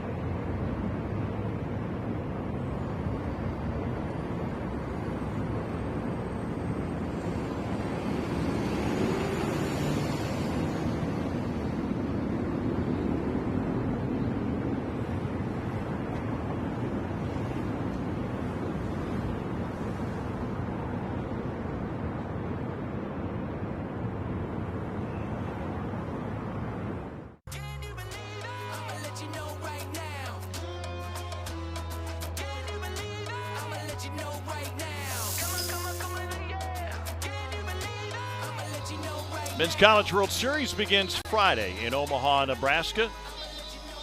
Arkansas can almost taste it. 7-1 lead as we move to the bottom of the sixth.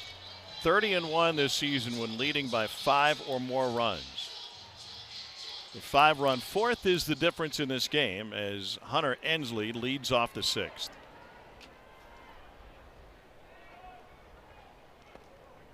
Well, and from a Tennessee perspective, Berkey, this is a team that won it all last year.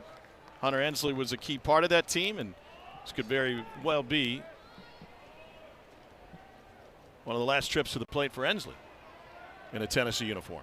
Well, we talked about from the jump that Ensley and Bargo need to get it going if this team was going to be able to force a game 3, and it's getting late early, and so I think Hunter Ensley would like to extend that time on campus a little bit longer, but it's going to have to start with getting on base and start chipping away at this sizable 6-run lead.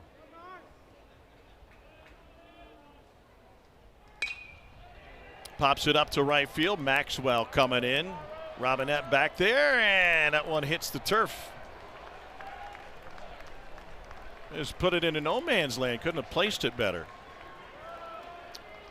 That would stay in the air for a while, too, but it just put it in a spot to where it's too far to go for Maxwell. There's no chance that Robinette's going to get to them and to get spun around.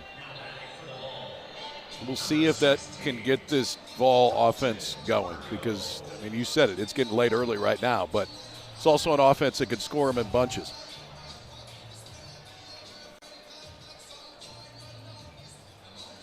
Here's Dalton Bargo. He is just 1 for 21 in this NCAA postseason.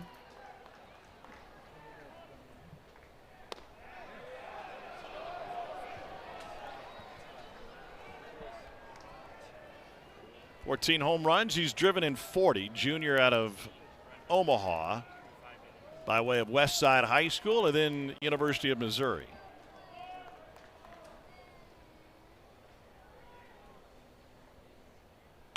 And he drives it to center. Justin Thomas Jr. back.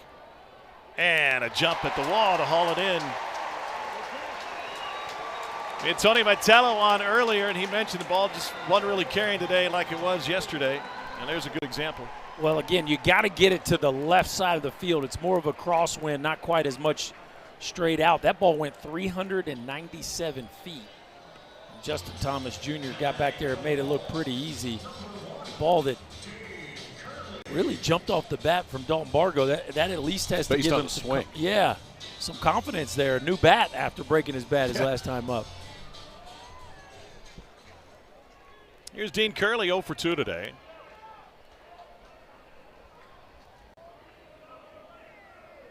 He had a great series against Arkansas a few weeks ago. He went 6 for 12 against the Hogs with a home run. Also picked up a stolen base. Curley's got a big league look. Yeah, I would put Dean Curley on my all-uniform team. I mean, that dude fills out a uni about as well as you could possibly do it, and the sunglasses are a nice touch. 6'3", 218. Berkey, do you look that cool in sunglasses? No, I never looked that good in a uniform. I promise you that. Did you hit in sunglasses ever? I didn't. Nope.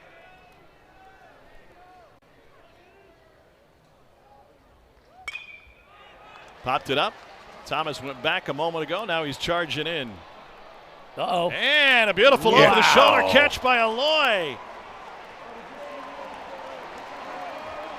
Tip of the cap to a Vahiva Aloy with that play. That's pretty athletic right there. I mean, another one that stays in the air for a long time, but ultimately he's the only one. Generally not a comfortable feeling on the mound when you can see somebody's number in the outfield, but right there for Aloy, just flips the glove out at the last minute and takes one away.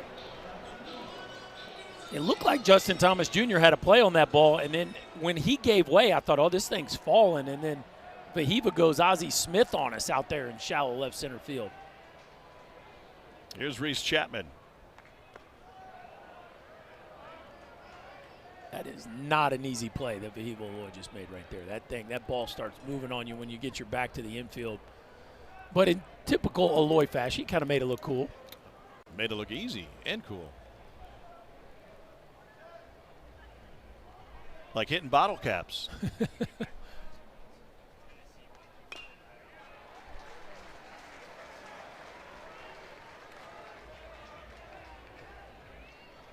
Ball and a strike to Chapman. What a sight here at Von Walker Stadium. What a venue. 39 luxury boxes in this place.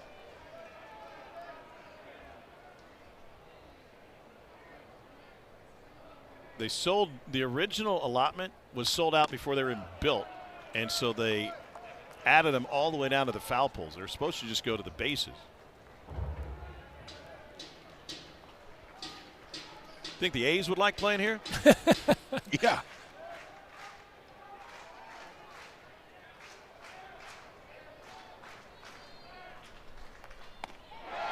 Two and two. Something tells me if they wanted to wrap them all the way around to left center field, they could They'd probably fill sell them out. Yeah.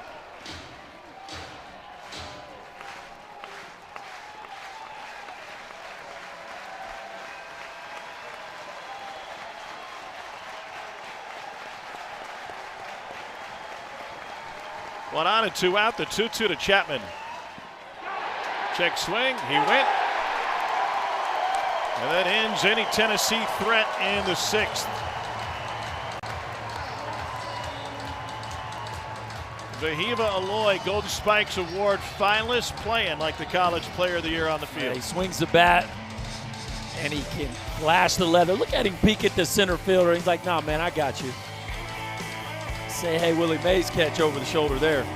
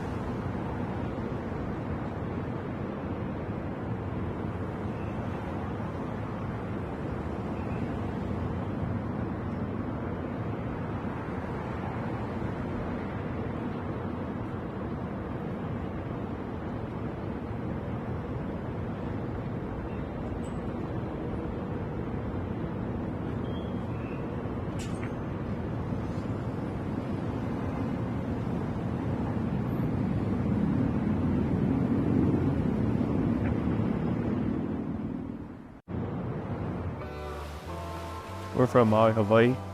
born and raised. Fahiba Aloy, light tower power. He's as good a shortstop as there is in the country. Jump throw, Jeter-esque. Got him! The Bash Brothers, Braddahs. Kuhio Aloy. He's the younger brother. He ain't smaller. The Hawaiians continue to terrorize opponents' pitchers. Yeah, the Bash Brothers seem to work. Look at the numbers. They've combined for 33 home runs, to the top run producers in the SEC. Big brother Conference Player of the Year. Little brother first team All-SEC DH. Did you hear Tony Vitello talking about the Aloys before this series started? And he said, you know, you can blame me because when he was on Dave Van Horn's staff, he had a role in recruiting the first Hawaiian player they had, Rick Nomura. And then that beget Nolan Souza, who's injured right now but on the roster. And then that led the pipeline, at least, to the Aloys. Yeah, and how about brothers leading the regular season? Fahiba led the league in runs, Kuhio in RBIs. Now it's a pretty good combo. I'd say they're going to keep recruiting the islands here. It's worked out pretty well. Hard throwing Nate Snead takes over to the Tennessee bullpen. He's the third reliever of the game for the Volunteers. If you joined us late, Liam Doyle did not fare well in another trip to Baum Walker. He lasted just 3 2/3.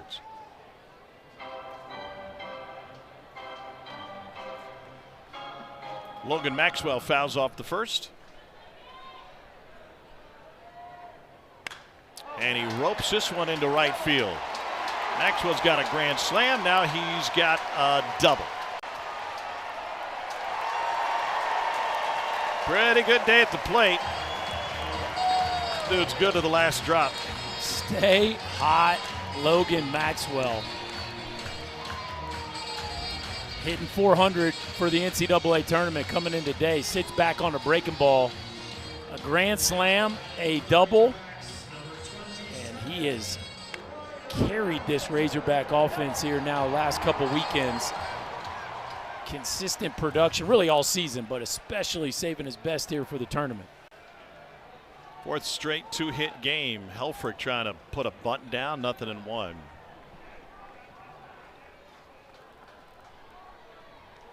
Ryder Helfrich is from Discovery Bay, California. He came down to the Atlanta area to play in a tournament, and this was his high school team, the Ugly Eagles, Clayton Valley Charter High School.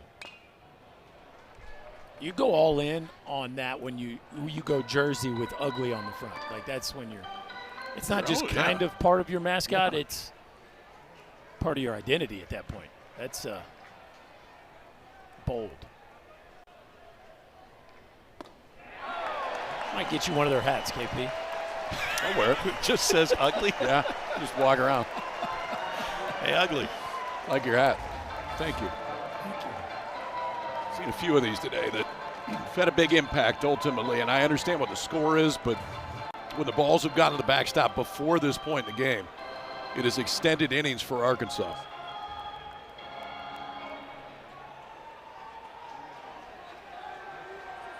One and two to Helfrich. The infield is in for Tennessee, trailing by 6. And a chopper will hold the runner at third. Marin takes his time. One down. You ever try hitting bottle caps? No. I would imagine it'd be challenging though. Wiffle ball bat and a bottle cap. This will train your hand-eye. These are the firecrackers, and here's the bottle caps. They move a little bit. Wow, that's awesome. I just know we've run that video a few times. Was he throwing with goggles on his head? The first time, yeah. And then one of them was hitting left-handed in the last one. I wouldn't mind seeing that either.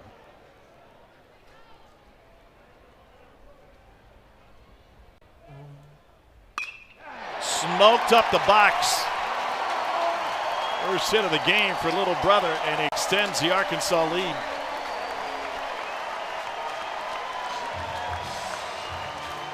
Well, the flags are out. They've been flying a whole lot these last 2 days. Kuhio Aloy gives them something to stand up and get them waving for again. If you can hit a firecracker You can hit a baseball. Poppers. That's a good BP right there. Just like he practiced. Yeah. By the way, as Kojal stands back in, did you see the fan in the hog pen that was holding a fan? Not another person, but like an actual it's fan? 90-something degrees, yet holding his own fan. Coming prepared.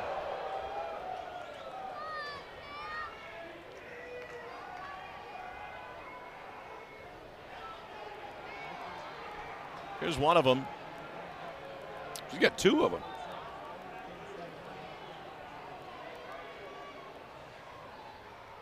They kind of like running the air conditioner with the windows down.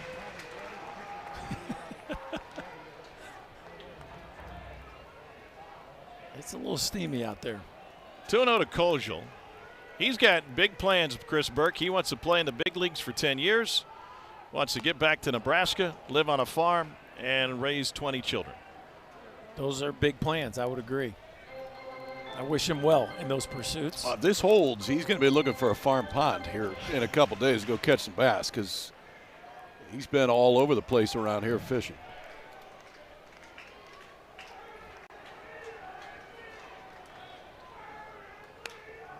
He's been fishing with just about everybody, including the bat boy. Gage Goodwin is one of the best bat boys in college baseball. He told me today he confirmed he's probably the best one in the SEC at least.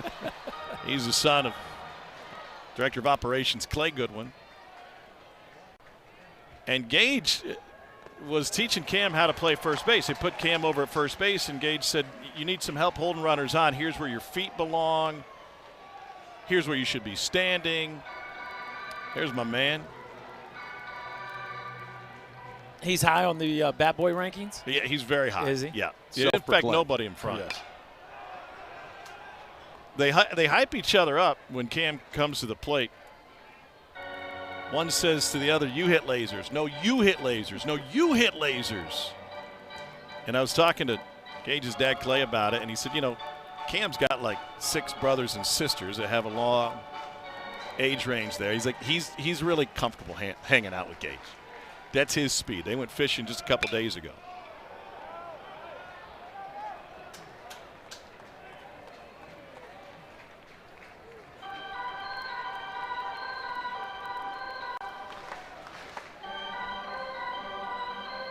Family lives in Omaha now. They moved to Sargent, Nebraska when Cam was in grade school.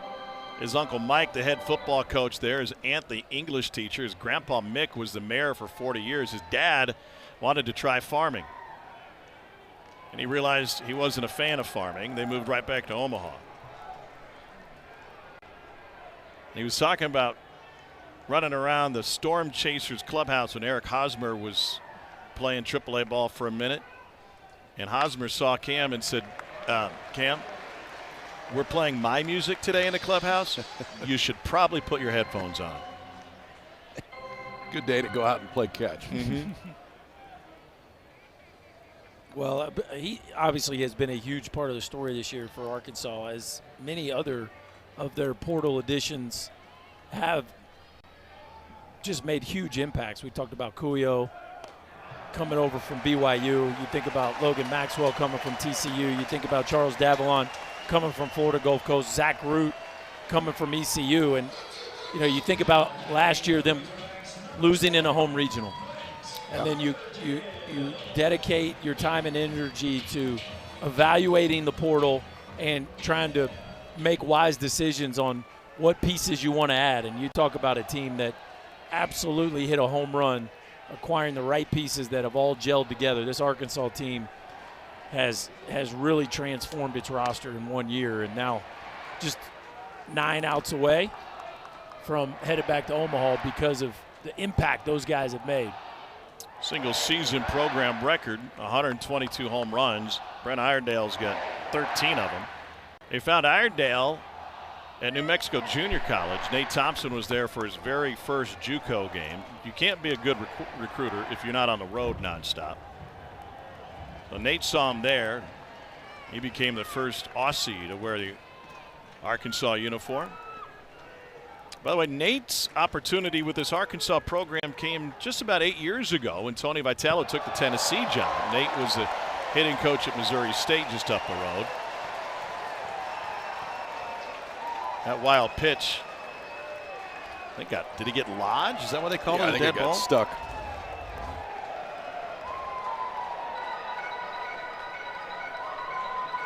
Yeah, it got stuck underneath the padding back there. Oh, you don't usually see Nate Snead have those kind of misfires. Fourth wild pitch of the game for Tennessee. They bring the infield in again. Berkey, ever been to Australia? I have not. Why not? I don't know that. What is it, like 14-hour flight or something? Maybe like that? more. Yeah, it's not quite there yet.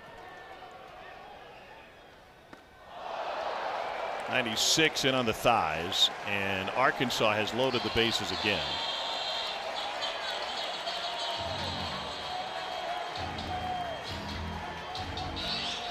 And they've loaded them for Reese Robinette. Here come the Beer Hats. Bases loaded. Maybe some of the fans too.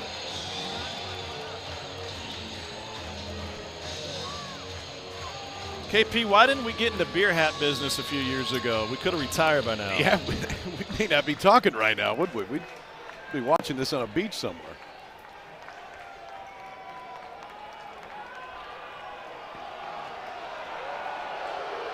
Here's Tony Vitello.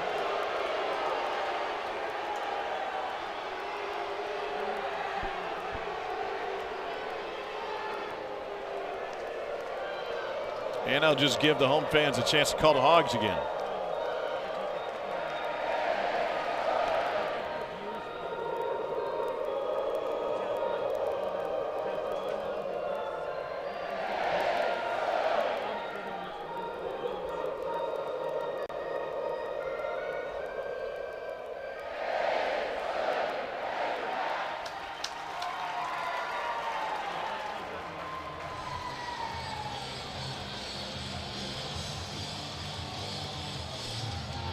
Tennessee's hope to return to Omaha dissipated when they allowed a 5-run fourth inning.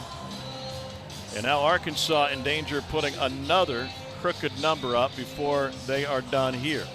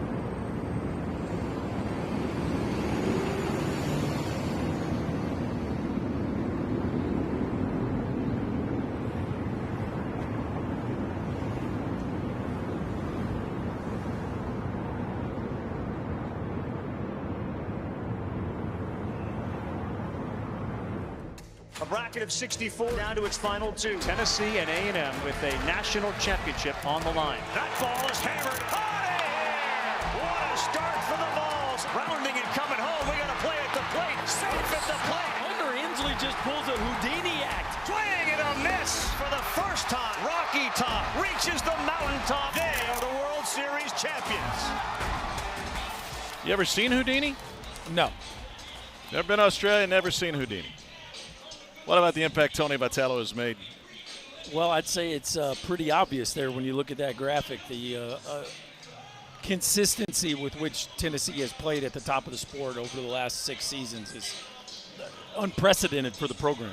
8 years ago this week, he left this job and took the job at Tennessee. We all knew he was an elite recruiter and a hard worker. Was there any thought that he could be this successful as a head coach? I don't think this fast. I mean, the pace at which it happened, because, I mean, Tennessee was not in a great spot from a program standpoint when he got there. He's also a stadium builder now, too. I mean, what they have going on at Lindsey Nelson is going to be outstanding when it's done. Berkey, have you ever built a stadium? I got the Berkey bingo card. We got to find a yes in here somewhere. There's not a whole lot of them. Even with Legos? No? Oh, definitely not with Legos. No, that is not my lane. Well, in too deep in this scenario with the bases loaded and the 1-0 is low. Brandon Arvidsson making his second appearance this weekend. Have you ever stepped on a Lego? Yes. Yeah, that's thousands of them. Aloy at third, Kojal at second, and Iredale at first. It has been a very comfortable afternoon for Arkansas fans since that 5-run fourth, but it's a fan base that kind of lives on the edge. Like they're always afraid they're going to step on a Lego again, and a big part of that was coming up a pop-up short of winning a national title. This is a fan base that has been hurt, to put it mildly. And itching to get back to Omaha. It's about 6 hours and 10 minutes, depending on whether or not your car breaks down in Kansas City to get from here to Omaha. There'll be a whole lot of them to make that trip. Bases loaded walk. Hogs have put a 9 spot on the board. Third straight walk from the Tennessee pitching staff. And the bases remain loaded. They can keep those fun hats on in the stands.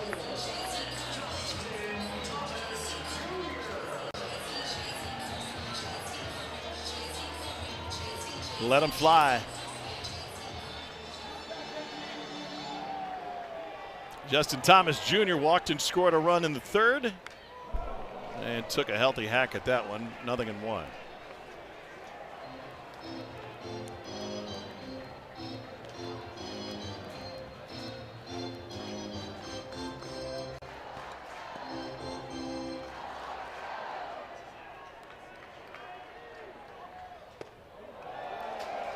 One ball, one strike.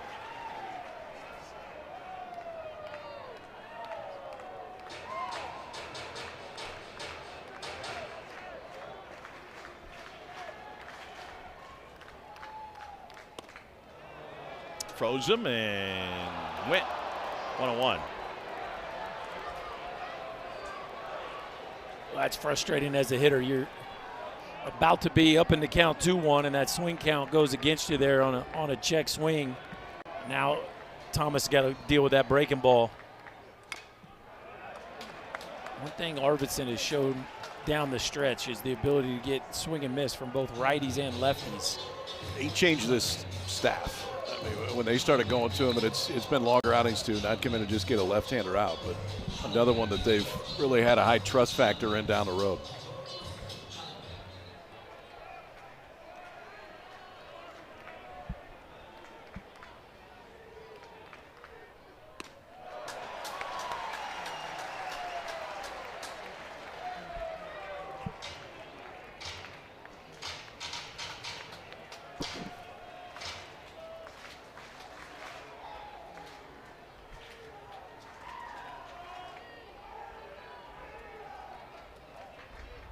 So 2 to Thomas. Misses low. Well, that's some really good take right there. You figure Arvidsson, after throwing a loopy one, would come back to it. And now with the bases loaded, he just walked Robinette on a 3-1 breaking ball. Now, another 3-ball count. He's got to deliver something in the zone. He doesn't.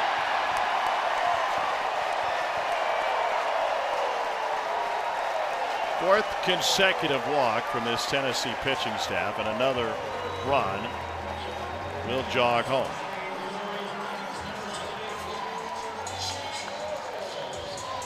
LSU and West Virginia tonight at 6 Eastern in Baton Rouge. That is if they turn the faucet off. It is pouring at the box last we saw. It was 105 on the field yesterday and raining sideways today a little bit ago.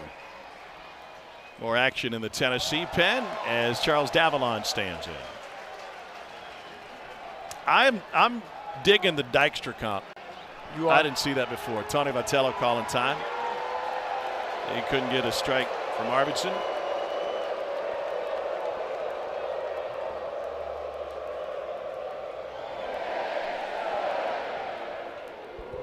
Talked about how Arkansas rebuilt after getting bounced from its own regional last year. What's next for Tennessee? Well, this time of year, these coaches, heck, we see it in Omaha all the time. Even if you're still playing, it's all about the portal. They've already signed a couple of guys. They've already signed a couple guys, but as soon as your season ends, it becomes all about building your roster back up for next season. Well, they didn't want to get at it this early, but it looks like Tennessee will. Dylan Loy, the lefty, enters with the bases loaded and only one out, still in a jam.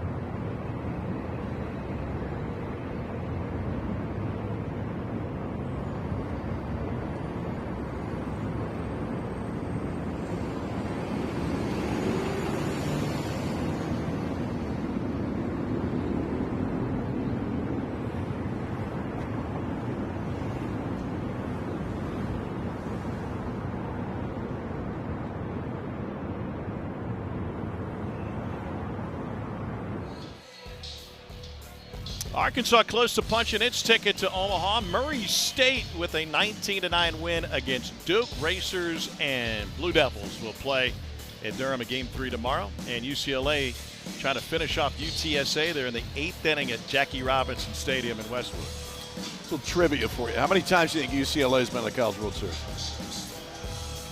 6. This would be their 6th. This would be their 6th. 10, 12, and 13, won the whole thing in 2013, but haven't been back in over 10 years. How many times do you think Murray State's made it to the College World Series?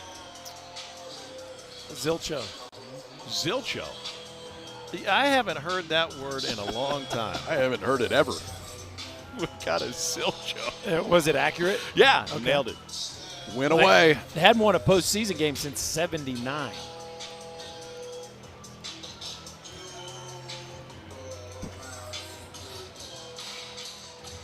That 79 team came one win from advancing to the College World Series.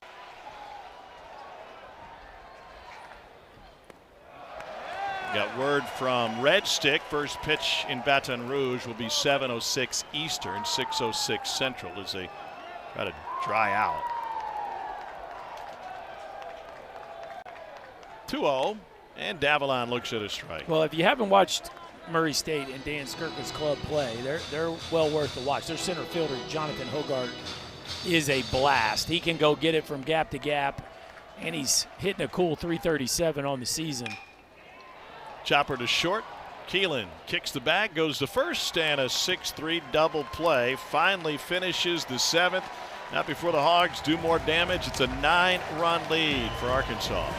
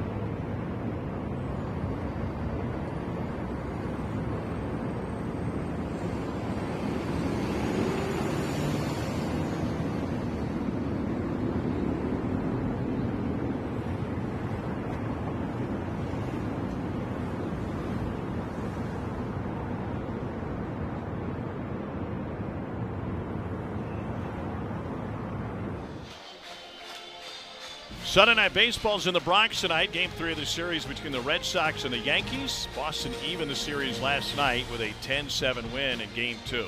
It's Sunday Night Baseball, Red Sox-Yankees series finale tonight, 7 Eastern on ESPN, ESPN Deportes, and ESPN Radio. Hunter Dobbins going for Boston. Carlos Rodon getting the ball for the Yankees. Hogs go to the bullpen after Gibbler gave him 2 2/3. It's Aiden Jimenez. I guess you got the start, the opener of the regional this year. Jimenez out there. Strike thrower, not as much swing and miss as you see from some of these other Arkansas R's, but ultimately a guy that generally is going to give you a chance by keeping it in the zone.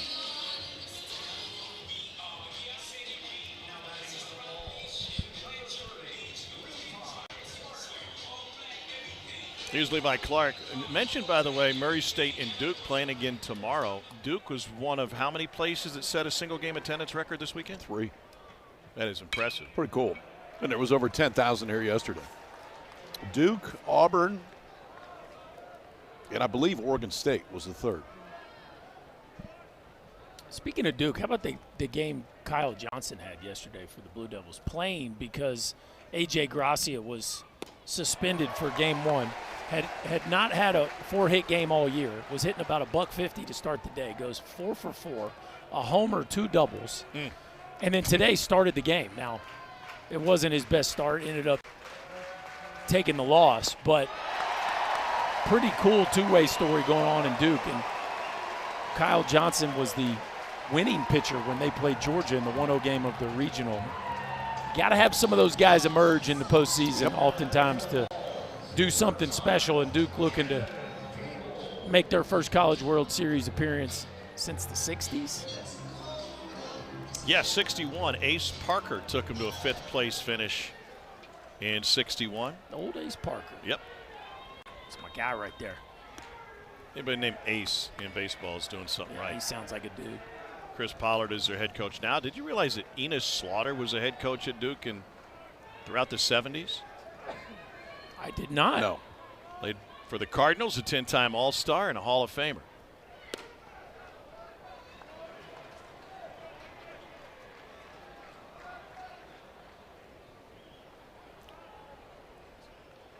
Two and 0 to Cannon Peebles.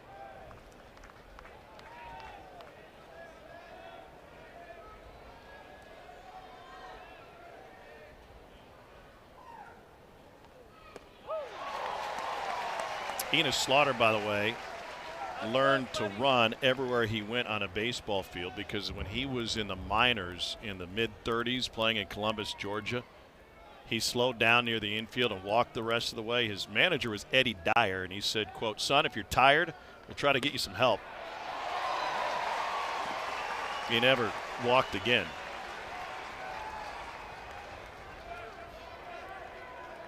In fact, he would sprint down to first when he was walked. 2-2 is pulled foul. David Eckstein do that? Yeah, Eck was known for that.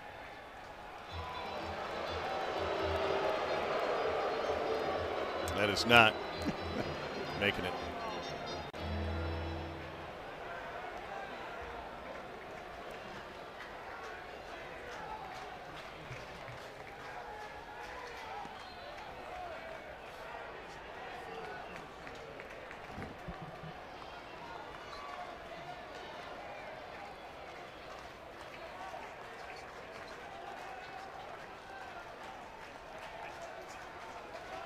Three-two pitch.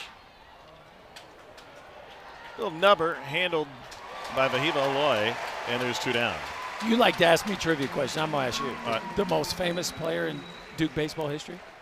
You know this one? Yeah, I already know it because I've met him. Dick Grote. You met Dick Grote? Yeah, when he was calling games, calling radio for Pitt. And what particularly about Dick Grote is so special? Well, he was drafted everywhere, right? He was drafted in the NBA. There you go. He played in the big leagues. First number to be retired for Duke basketball. Yeah. Not bad, KP. Hall of Famer in college basketball and baseball. Good run. Here's Manny Marin. And the count 1-1. We said it when Jimenez came in, and this is what he can do. It's fill the strike zone up, strikes out Clark to start. Good slider right there to get back in the count.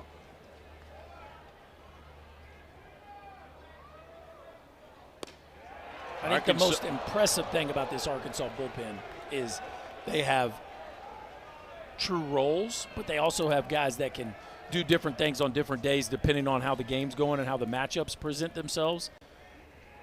But Jimenez, Gibbler, and Coyle and Gackle can all give you length, right? And then you got guys that can also give you swings and misses with Fouch down there that can run it up to 100 miles an hour. It's just a very diverse bullpen. Here's Iredale. Aussie, 42 Wallaby Way. 1-2-3 frame. We head to the 8th. Tennessee's got 6 outs left.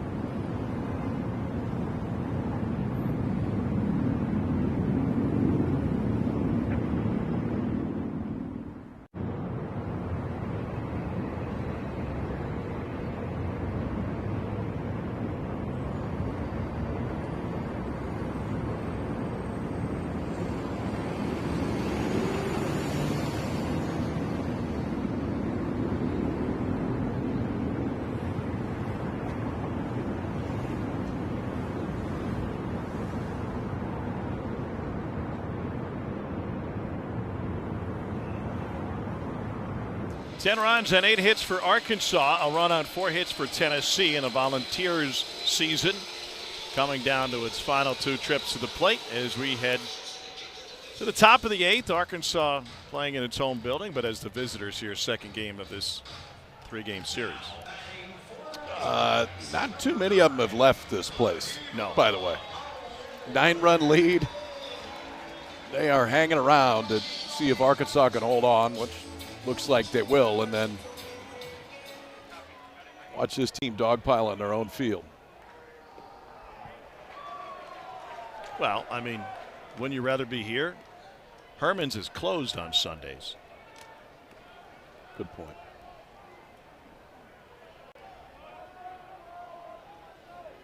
Vahiva Aloy is 1 for 4. Maybe Nick would be nice enough to open the doors for us. Berkey and I missed our group dinner. I know. How was it? It was wonderful. Should have sent you pictures. I was hoping for a doggy bag, but pictures fine too.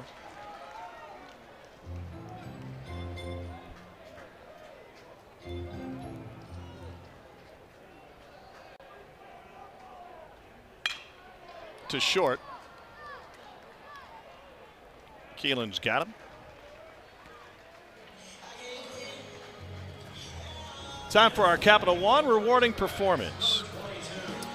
I would say it's got to be Logan Maxwell and a grand slam that absolutely changed the complexion of this ball game.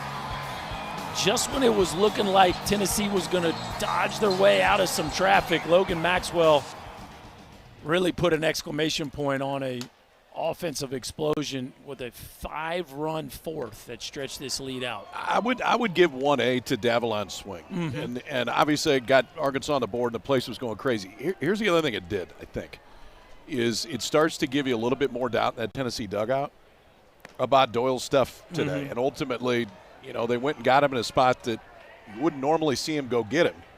And that's when this Arkansas offense came alive. Maxwell looking for another hit, and he's got a 3-knock afternoon. Hindsight is 20/20. There will be questions as to whether or not Tony Vitello should have taken his ace out of the game in the 4th inning. You said at the moment you thought it was the right call. I thought it was fine. I mean, again, we had talked about it earlier, where you're balancing what your eyes are telling you today as opposed to what the workload has been over the course of the year. And the eyes today said it wasn't Doyle's day. I mean, he was fighting himself. The misses were big. When it was right, it was very good because he's one of the best in the country. So, no, I think it takes guts to do it because I'm sure they'll have to answer for it. But it was a move at the time that I understood. But it was also the book on Aloy, which is right-handed breaking balls. And if you see the way the bat against Aloy started, Krenzel was clearly getting the swing and miss they were hoping to induce when he came out of the bullpen. It just kind of unraveled on him. I think intuitive Ryder Helfrich, who is hitless. Where does Doyle go in the draft? Well, most of the mocks have him in the top 5. I've seen him as high as number 2 to the Angels, but from a couple different sources. So he's clearly positioned himself to be one of the first arms off the board. There's a few really talented left-handers. Of course, Zach Root for Arkansas, one of them, but Cade Anderson and Liam Doyle and Jamie Arnold will all 3 probably be top 10 picks. Arnold at Florida State, Anderson at LSU. Pop up to shallow left, racing back Keelan. Bargo coming on. Keelan makes a catch across the chalk. And 2 down. How about this, too, in the kind of as the portal turns game? So if this holds, Gavin Keelan's first stop, Louisville, will be in Omaha. Andrew Fisher's first stop was Duke, who, if they win tomorrow, will be in Omaha. And Liam Doyle's first stop was Coastal, who will be in Omaha. You never know, do you? No. You never know. I'd like to thank Joe Healy for that. Actually, I didn't come up with it on my own, just so you know. I knew you weren't that smart.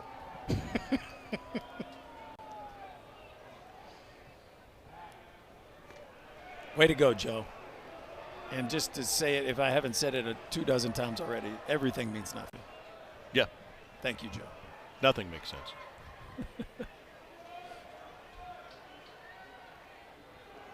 Aloy 1 for 4. He's gotten out in the air 3 times today, and so he chops this one to Iredale just to make me look silly. Dug out by Fisher. Nice play over at first.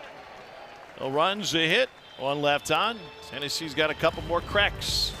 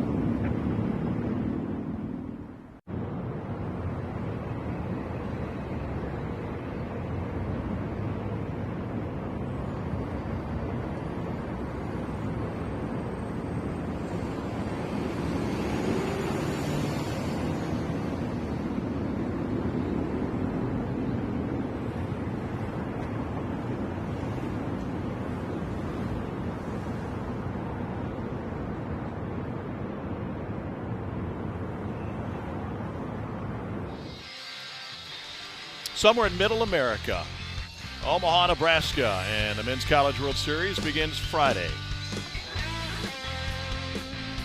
You got a pretty neat town, Kyle. It's all right this time of year, boys. They'll be ready. Those Appears like guys, they will be too. Yeah, they've been busy.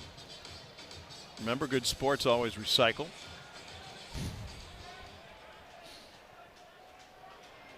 Here's Gavin Keelan. He is 1 for 3. The 13th time Tennessee has allowed 10 runs in an NCAA tournament game, the 3rd time in a super regional.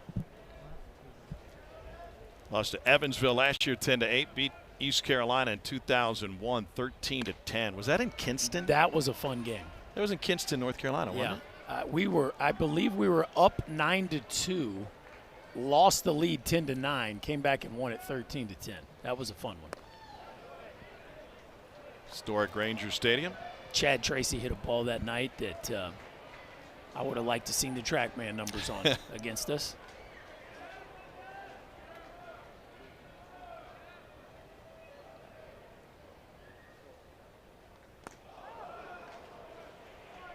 Now 3 balls and a strike to Keelan, who's 1 for 3.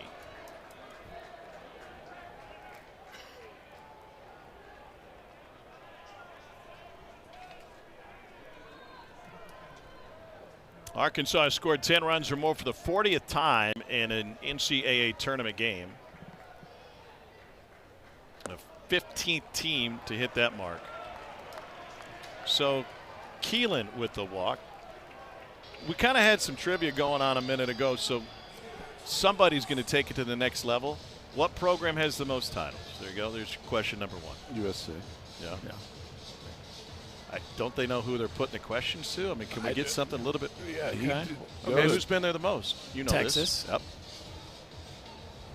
Thank you. 2 for 2. What else you got? Most consecutive appearances. Like the number? Yes. Which team has the most consecutive appearances? I got to look at the monitor. To the College World Series. Yes. USC. This is College World Series trivia. Go back to USC. I like that call. You like it? Final answer. Oklahoma State, 7 in a row. That was the Incaviglia days. Mm-hmm.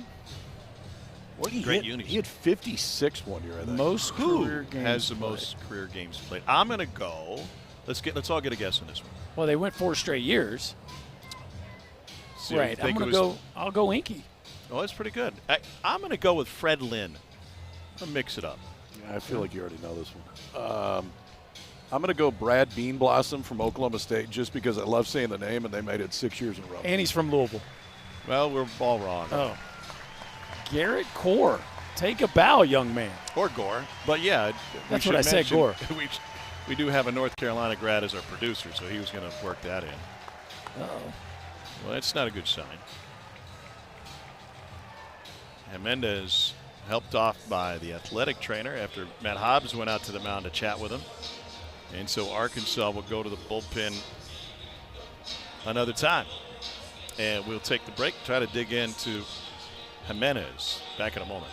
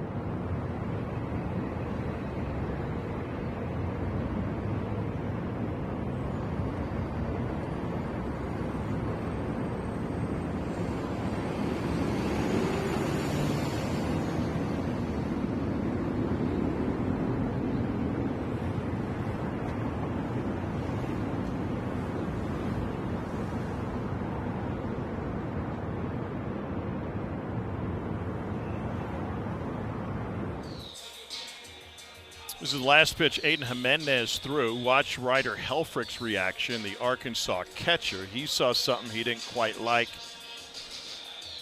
and got the trainer's attention. Matt Hobbs came out. And after the leadoff walk, Jimenez taken out of the game. The velocity on the fastball had been up to 95 in the inning. That last one was 90, so sometimes that's an indicator that something's not feeling quite right. But give Helfrich credit for being that locked in that spot. He saw something that he wasn't comfortable with. Here's Parker Coyle Jr. out of Edmond, Oklahoma, facing Andrew Fisher. First pitch up to Fisher. 14th appearance for Coyle. He's 3-0 with a 1.33 ERA. That's an 11-1 strikeout to walk ratio. Pretty good. Likes the cutter. You'll see a lot of cutter sliders, especially to the left-handers.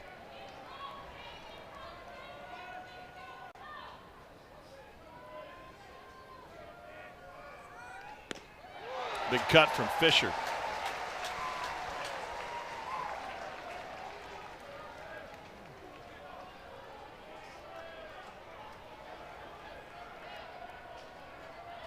Yankees Red Sox coming up tonight. Andrew Fisher grew up a huge Yankees fan. He said every year, if there was a birthday or a holiday or some sort of celebration, the gift was tickets to a Yankees game. In fact, he remembered a specific game where he and his dad slept through a 6.5-hour rain delay. They were sitting in the nosebleeds up in the grandstand, and they knew it was going to be a while, so they just laid down. Here's the picture with Mariano Rivera from when he was a youngster. That was the year that Mariano tore his ACL shagging fly balls. So he was on his boat in the Bahamas, ran into the Fisher family. And Andrew, when requesting the photos, said, if you take a picture with me, I'll give you my autograph. I don't think Andrew's ever lacked confidence. No.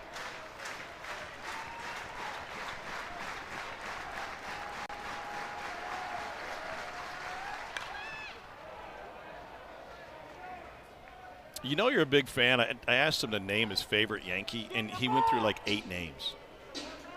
Any off the radar names? I thought Didi Gregorius was an interesting one. Okay, yeah. I mean, Jeter was on the list, but with Mariano, that's always on the list. Of course.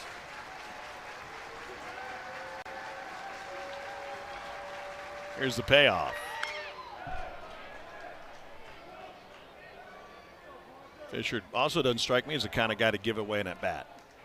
No, I don't. It doesn't matter what the score is. It makes no difference.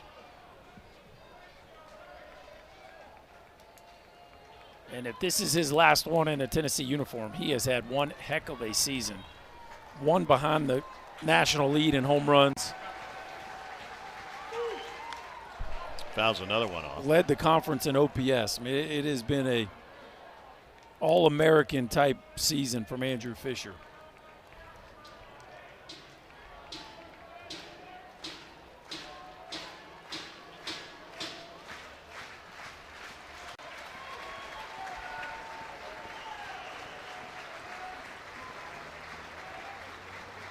Fisher was at Duke and then Ole Miss. And I asked him when he was at those other places, specifically Ole Miss, what his impression of the Tennessee program was from the other dugout. He said, oh, villains. You hate them. We absolutely hated those guys. Gotten better every season. The power bump up 14 from his freshman year at Duke.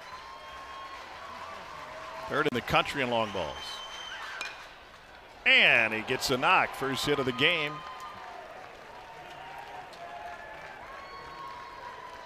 And that's just one more chapter in an incredible season. What an at-bat. It's just the ABs he gives you. I mean, the ones he can't do anything with, he's going to foul off and waits long enough, gets breaking ball that is going to hang in there just long enough to drop the head on it on what was probably a ball out of the zone, but hooks it into right. The Vols have their first 2 on here in the 8th inning. He really gives you some Votto feels with the way he puts together at-bats. Here's Hunter Ensley. Tennessee down 9 of note. Should the Volunteers put together a massive comeback, it would be the largest comeback in Super Regional history. In 23, Oregon came back from down 8 against Oral Roberts. That stands as the record right now.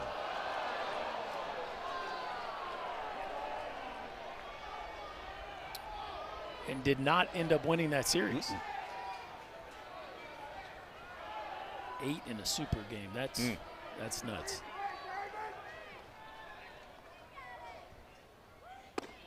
Two and one.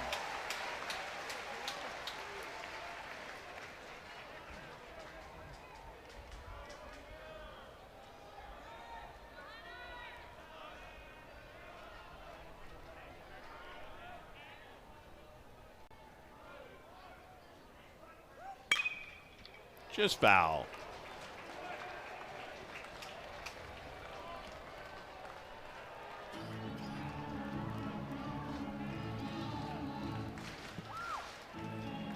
They got a couple of each have souvenirs. one.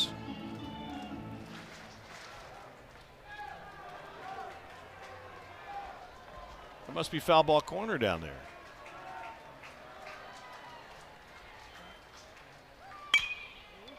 Aloy scrambles for that one. One down.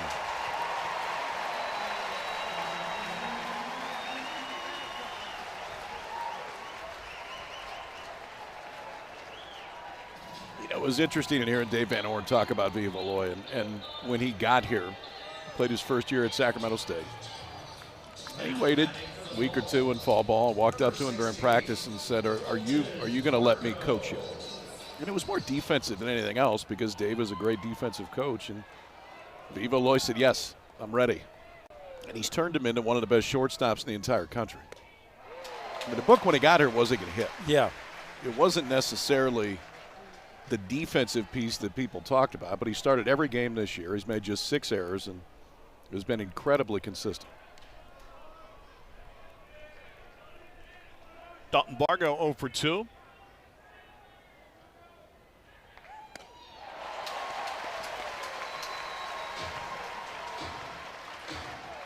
Yeah, I think you could have predicted the level at which he was going to impact this team offensively, but the defensive improvement and consistency has really been impressive. Why he's going to be a first-round pick.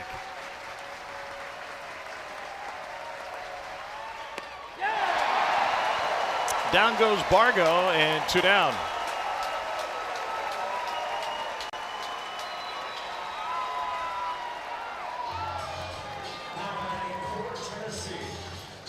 All smiles in the Arkansas crowd today.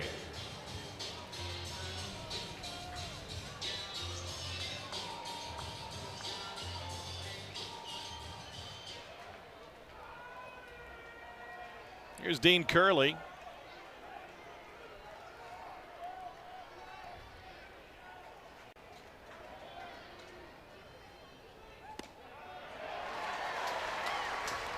Go back to that KP. What do you think are the attributes that make Dave Van Horn such a steady winning coach? Consistency all the way around. I think consistency from a communication standpoint, obviously the ability to recruit.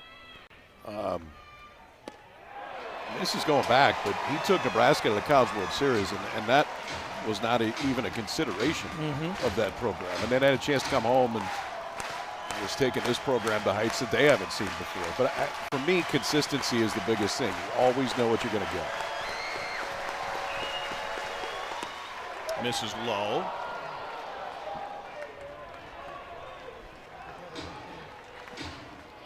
And if you want to see Dave Van Horn line up, just ask him about his triplet grandchildren.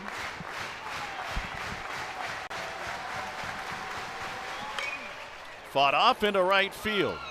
Keelan will be pointed home by Josh Elander, and he'll score without a throw. It's an 8-run game.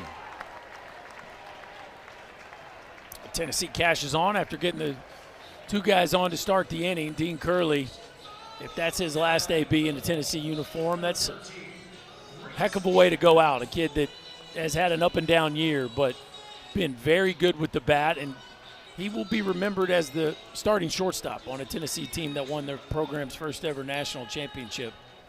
Probably will be a first couple round draft choice in the Major League Baseball player draft, but pretty impressive stuff, KP, to run out there at shortstop every day as a true freshman on a national championship team. I think equally as impressive to be okay with the position change this year. Mm-hmm. I mean, you're the freshman shortstop and you win the whole thing. You just assume you're going to be the sophomore shortstop when you come back.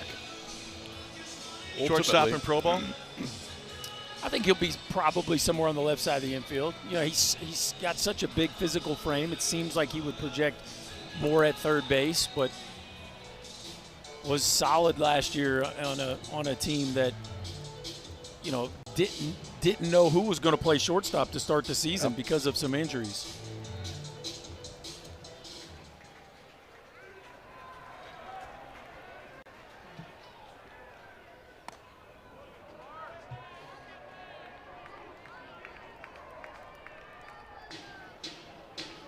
Reese Chapman is 0 for 2, a fly out and a strikeout. Sandwich a walk.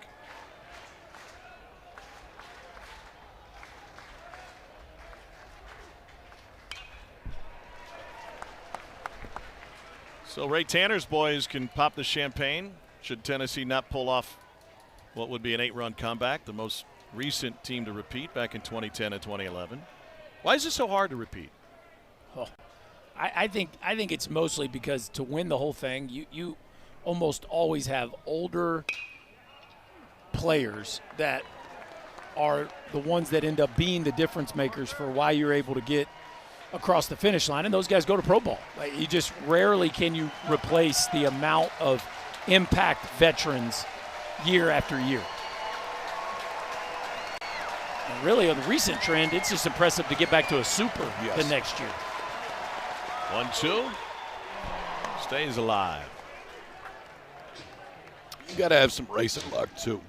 Excuse me. I mean, you've got to have some fortunate bounces and moves and things like that along the way. And rarely have we seen the team that everybody says that is the best team that goes on and wins the whole thing, because there's so many variables to win a baseball game. Well, what was wild about South Carolina, they not only won it 2 years in a row, they played for it 3 years in a row. Yeah, the third year. You know, that was an era where you could hold on to players longer, but still to make it all the way to the finish line 3 years in a row and to win it in back-to-back seasons, I don't know. In some regards, you might say it could be easier to do that now because of the portal, but I just think you're underselling the chemistry necessary to make that kind of run. Yeah, you could have the talent year after year by spending some money in the portal. Breaking ball low. By the way, Tennessee had 2 hits yesterday. Only 6 hits today. Only 2 SEC teams have finished with fewer than 10 hits in a super regional. Mississippi State had 9 hits against LSU in 17. LSU had only 8 hits against Rice in 02. Was that loaded Rice rotation? 02? I feel like it was after that. Yeah, I think it was just after that. I think they won it in 04 maybe, but Neiman, Townsend, Umber. All first rounders.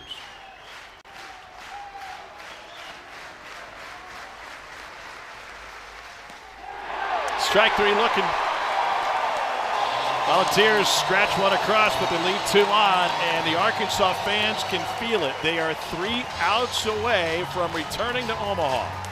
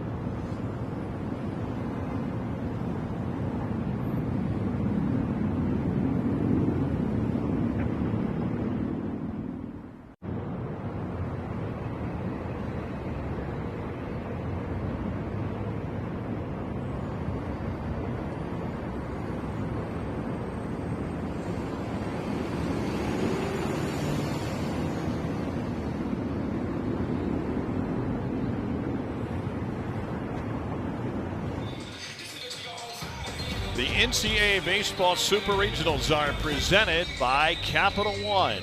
What's in your wallet? Omaha, Nebraska, the destination for every college baseball team that started the season back in February. And the Razorbacks are just 3 defensive outs from returning. Those guys mean mugging. Little dude's got his game face on. Here's Cam Kojal.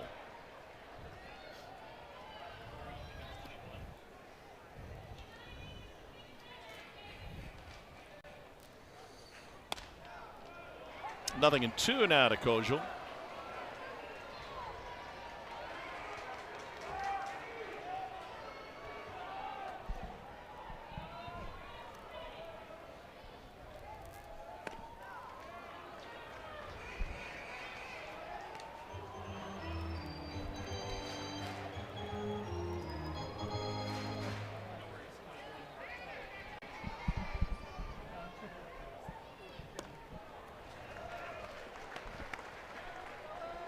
Cam is a big outdoorsman. He loves fishing. He said fishing is like baseball. They go hand in hand. You're not going to catch a fish every cast. You're not going to get a hit every at bat.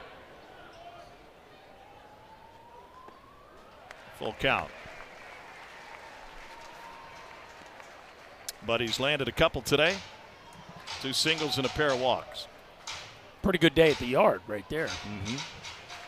4 plate appearances, no outs recorded. A little hop from Curley to handle that. So here we go. Arkansas, the top seed remaining among the 16 national seeds. Look at all that have already been eliminated. 9 of them. Parity reigns this year in college baseball. We thought maybe that era had ended, but boy, has it been a really balanced tournament from a standpoint of teams from all over the country playing at a very high level. We've seen some non-Power 4 conferences really make some noise, which is healthy. That is very, very good for the game.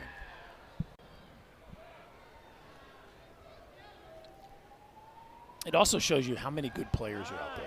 You know, the thought is if you're not living at the top of the portal and playing with one of the bigger NIL purses in the sport, that maybe you can't compete. And I'd say this year's tournament discounts that theory. Yes.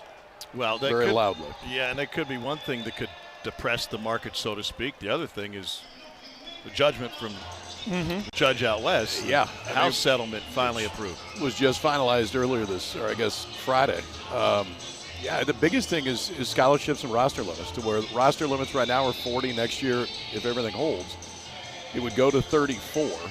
You have to set that roster on December 1st. Now, you go from 11.7 to 34 scholarships if, in fact, you want to fund that many. This ball is belted to left center field. It is into the crowd and gone.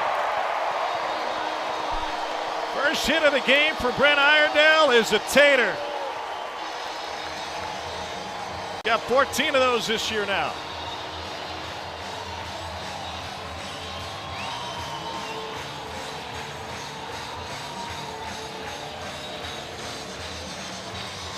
Just an exclamation point at this time. You've been waiting to do that. Oh, the tater. Trying to run it in underneath his hands, and you talk about knowing you got one. Brent Iredale, stand there and admire his work. A bomb to left center field. This crowd was looking for something to stand up and cheer about. The Hog third baseman certainly delivered. Go back to the House settlement. That's a huge jump in available scholarships. The question remains, how many schools would fund all of those scholarships in baseball? But regardless, even if you funded half of them, that's a big leap. It'd be a huge leap, but I also think from a parity standpoint, one of the biggest things is the roster limit piece. You go from 40 to 34. There's 300 Division I programs out there. That's 6 less roster spots, which just becomes, to some extent, a trickle-down effect. That's 1,800 less roster spots than there are right now in Division I baseball. It's a big number. That is a really big number. It is. And that's the unfortunate part about it, but I do think it will help. It will help the parity piece. Do you like that as a trade-off, Berkey, as a college baseball guy, to get the scholarships available, even though it costs some roster spots? No, because I think with the current NIL model, the coaches have figured out for decades how to get kids to pay for school and help them pay for school and all those. I think the players would rather have the opportunity to make a team. Hot shot to Fisher.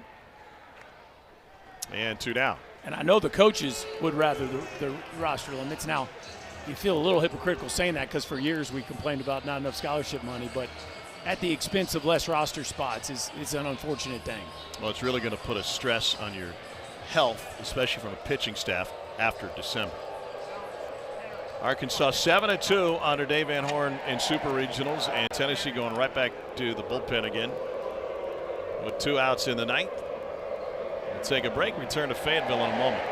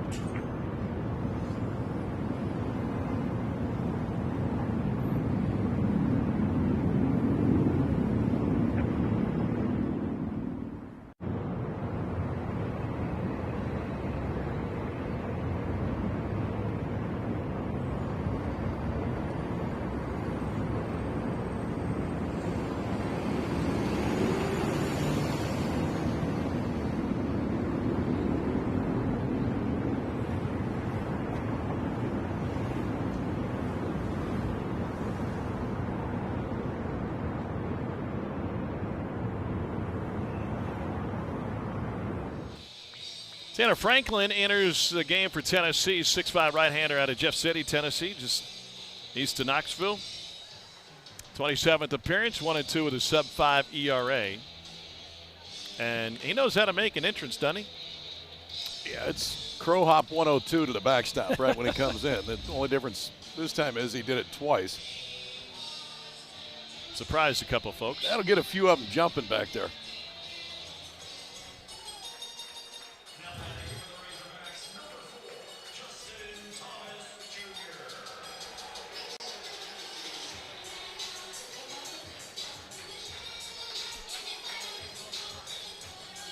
Here's Justin Thomas Jr.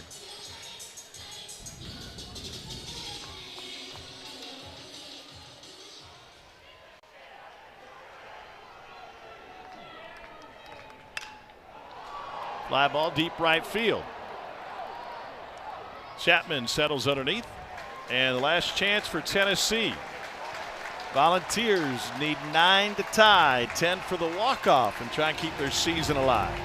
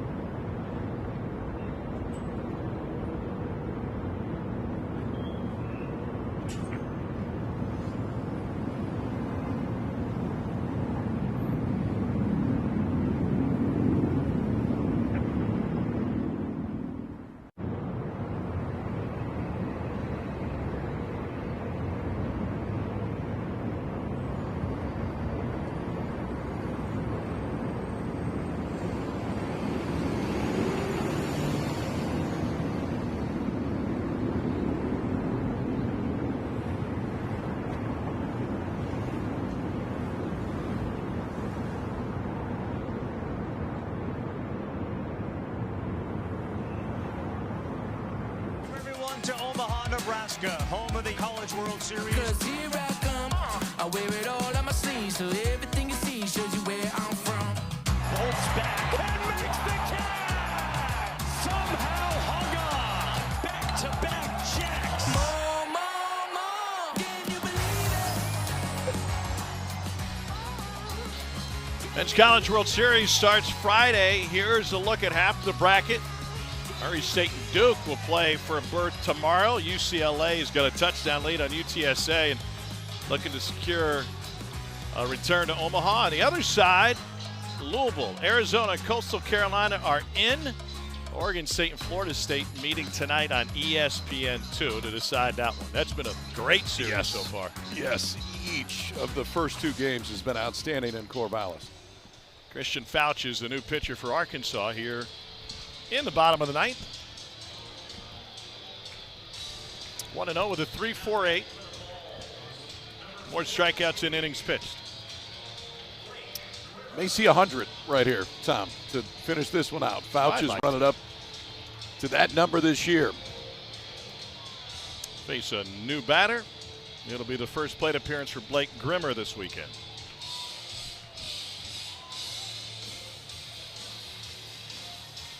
.326 and 4 home runs for the freshman. He's driven in 15.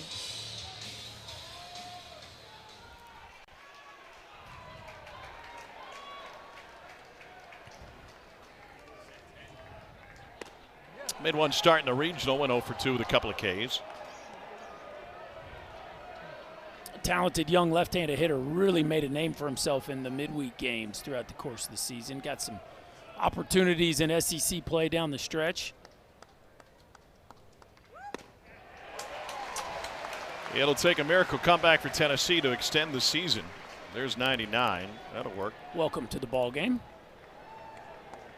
How do you handicap Arkansas's chances in Omaha? We only know a bit of the field, but more spots to be determined.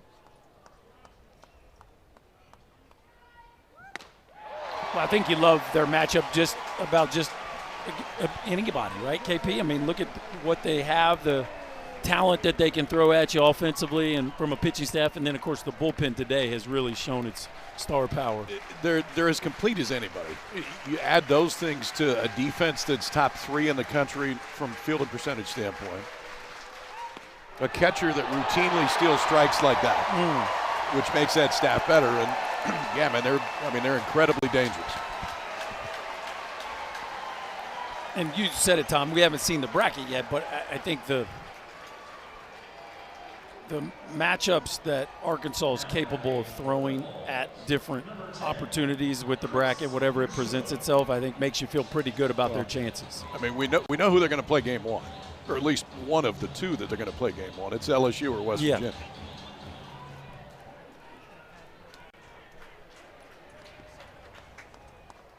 Chris Newstrom is the second pinch hitter of the inning.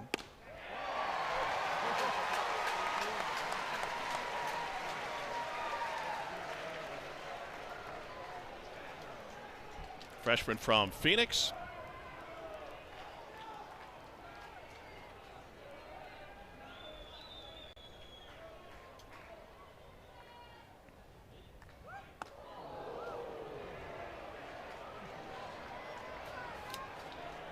LSU was one of the lone series in the SEC that Arkansas lost. They also lost on the road at Georgia. They dropped the first 2 games of that series, then felt a little bit better coming home from the box. Got a win in game 3. Talk about heat on the mound if they get matched up with LSU. Wow. Well, I just think this is a fan base that's starving for a national championship. They have a team certainly capable of delivering on that, and I'm excited to see the presence of the Razorbacks in Omaha. There'll be a lot of them there. Yes, they definitely feel like this could be their year. The Omahogs, the Alohogs. Did you get one of those Hawaiian shirts, KP? I did. Have you rocked it yet? I haven't. We need a pic of that when you do. You won't.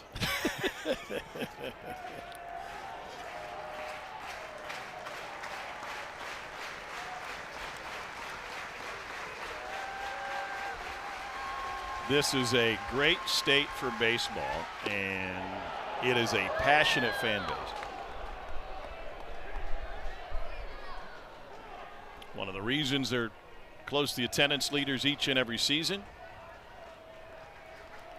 It matters here, and they have come up just short on a couple of occasions.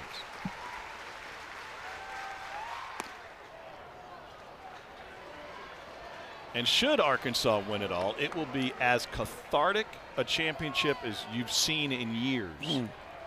Maybe in any sport, given how close they've been and how much it matters.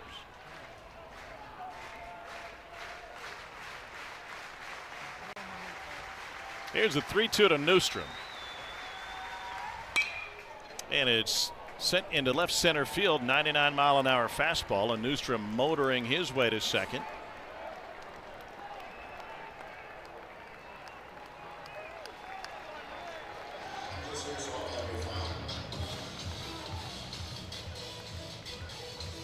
UCLA is returning to Omaha. So we've got half the field set.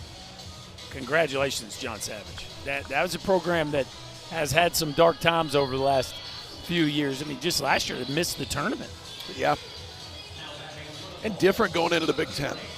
It just is. I mean, the travel's totally different. But they get one of those top 16 hold serve at home, and it'll be the fourth time that John Savage has taken UCLA to Omaha. Pretty low stress, too. I know yesterday's game was tightly contested, but they, similar to Coastal Carolina, have not dropped a game. Of course, Arkansas looking to be another team that makes a clean run through the first two rounds.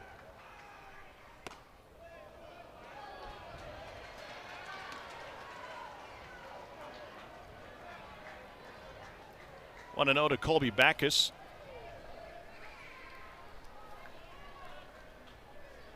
Johnson City native. He's driven in one on the year.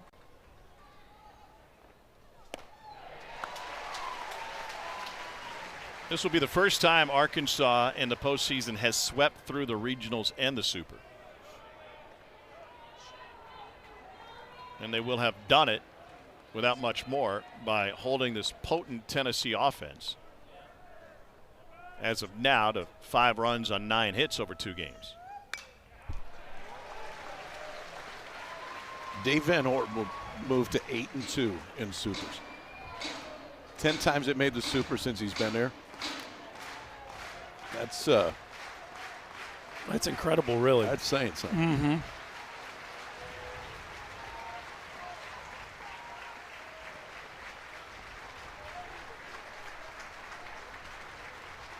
One-two to Backus. Swing and a miss, and Arkansas is 1 out away from a return to the promised land.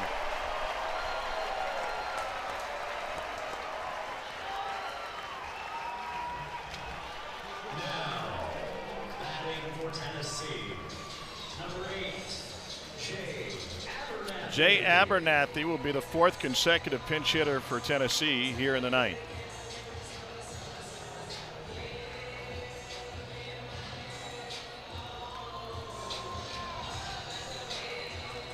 You asked the question what Tennessee looks like next year, and you've seen glimpses of it in this inning.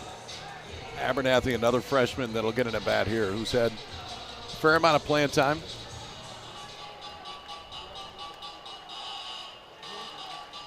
Yeah, started out the season really in the mix and got some meaningful starts early, but Tennessee kind of went to more power down the stretch. But I'm with you, KP. I think a kid like Jay Abernathy really seems to be in the plans for this Tennessee team moving forward.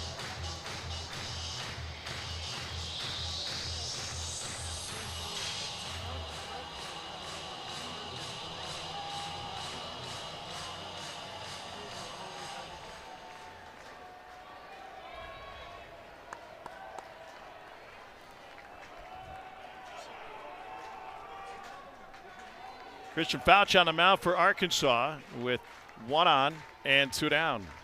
And Abernathy takes a strike.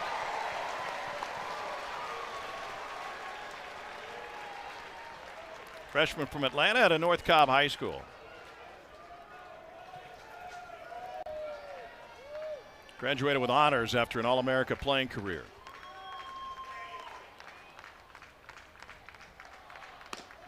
.101, 97 that time.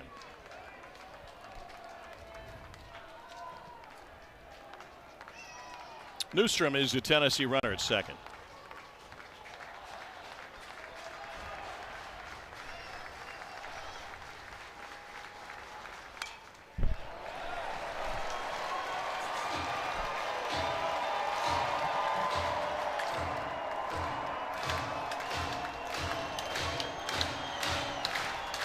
Only question left, you think the dog pile or stay all business?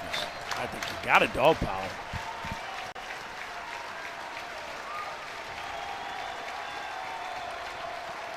I'm always pro dog pile, Tommy. Here it would be a hog pile. Well said. 1-2 to Abernathy. Staying alive.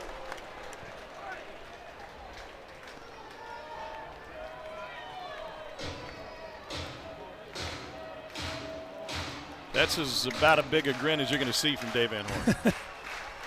Finally time to smile. Yeah.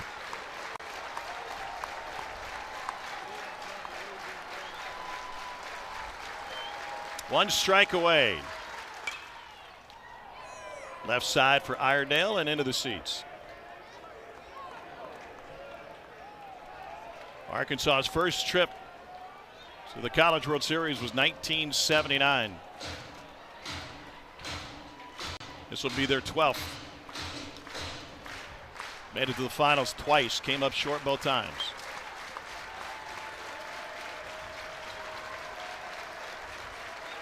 Here's Fouch's 1-2 to Abernathy. And it's crushed deep right field. Maxwell will watch it fly off the scoreboard. Abernathy shows some promise with a 2-run home run here in the 9th inning.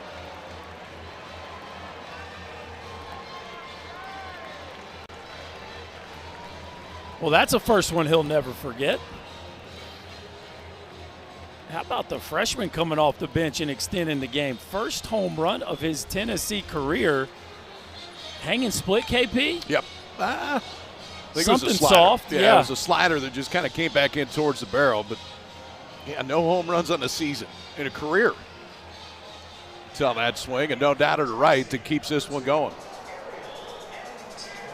So the 5th straight pinch hitter comes to the plate now for Tennessee. Ariel Antigua.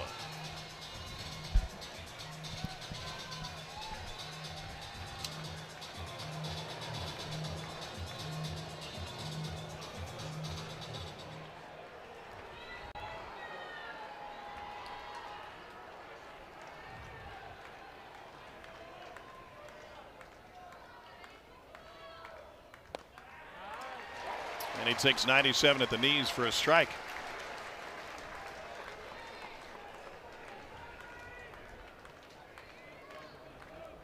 Fan base has been on its feet for a while now.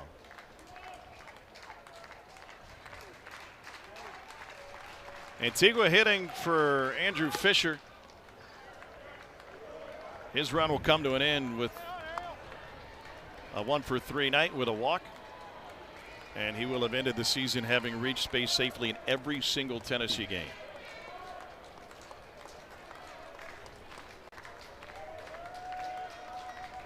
Here's the 1-1 to Antigua. Takes a strike again. 1-2.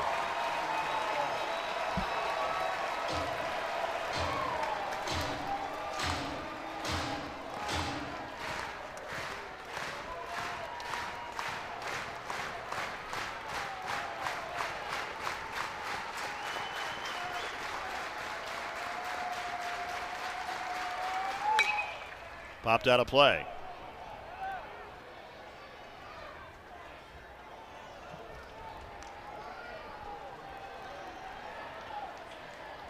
Tennessee not making it easy on Christian Fouch, wasting a number of different pitches here where Fouch is just trying to give this crowd what they're on their feet for. Arkansas had a 2-1 lead through 3, a 5-run fourth. The difference in this one. And Fouch trying to clean it up. Here's the 1-2. Up and away.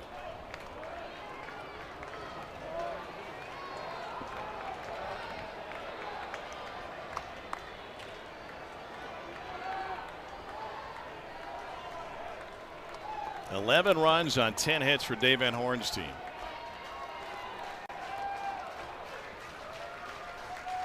And now the 2-2. Swing and a miss. They'll hear it from the hill to the hollers. Arkansas is headed back to Omaha.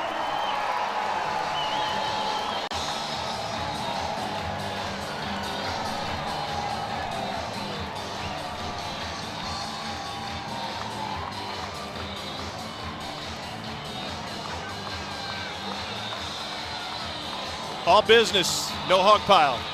Into the line for the Big Orange after a national championship last year, and they have what Arkansas wants. And has a real chance at getting, too. I mean, you get an Arkansas team that I think so often during the season we said they're as good as anybody in the country. They showed it again this weekend. A little sloppy today, but I think understandable just based on the way that the game went. But a couple days off and head about 6 hours north to Omaha, and a whole lot of them in red will be right behind them. Yeah, and this is a team that has swept through the postseason.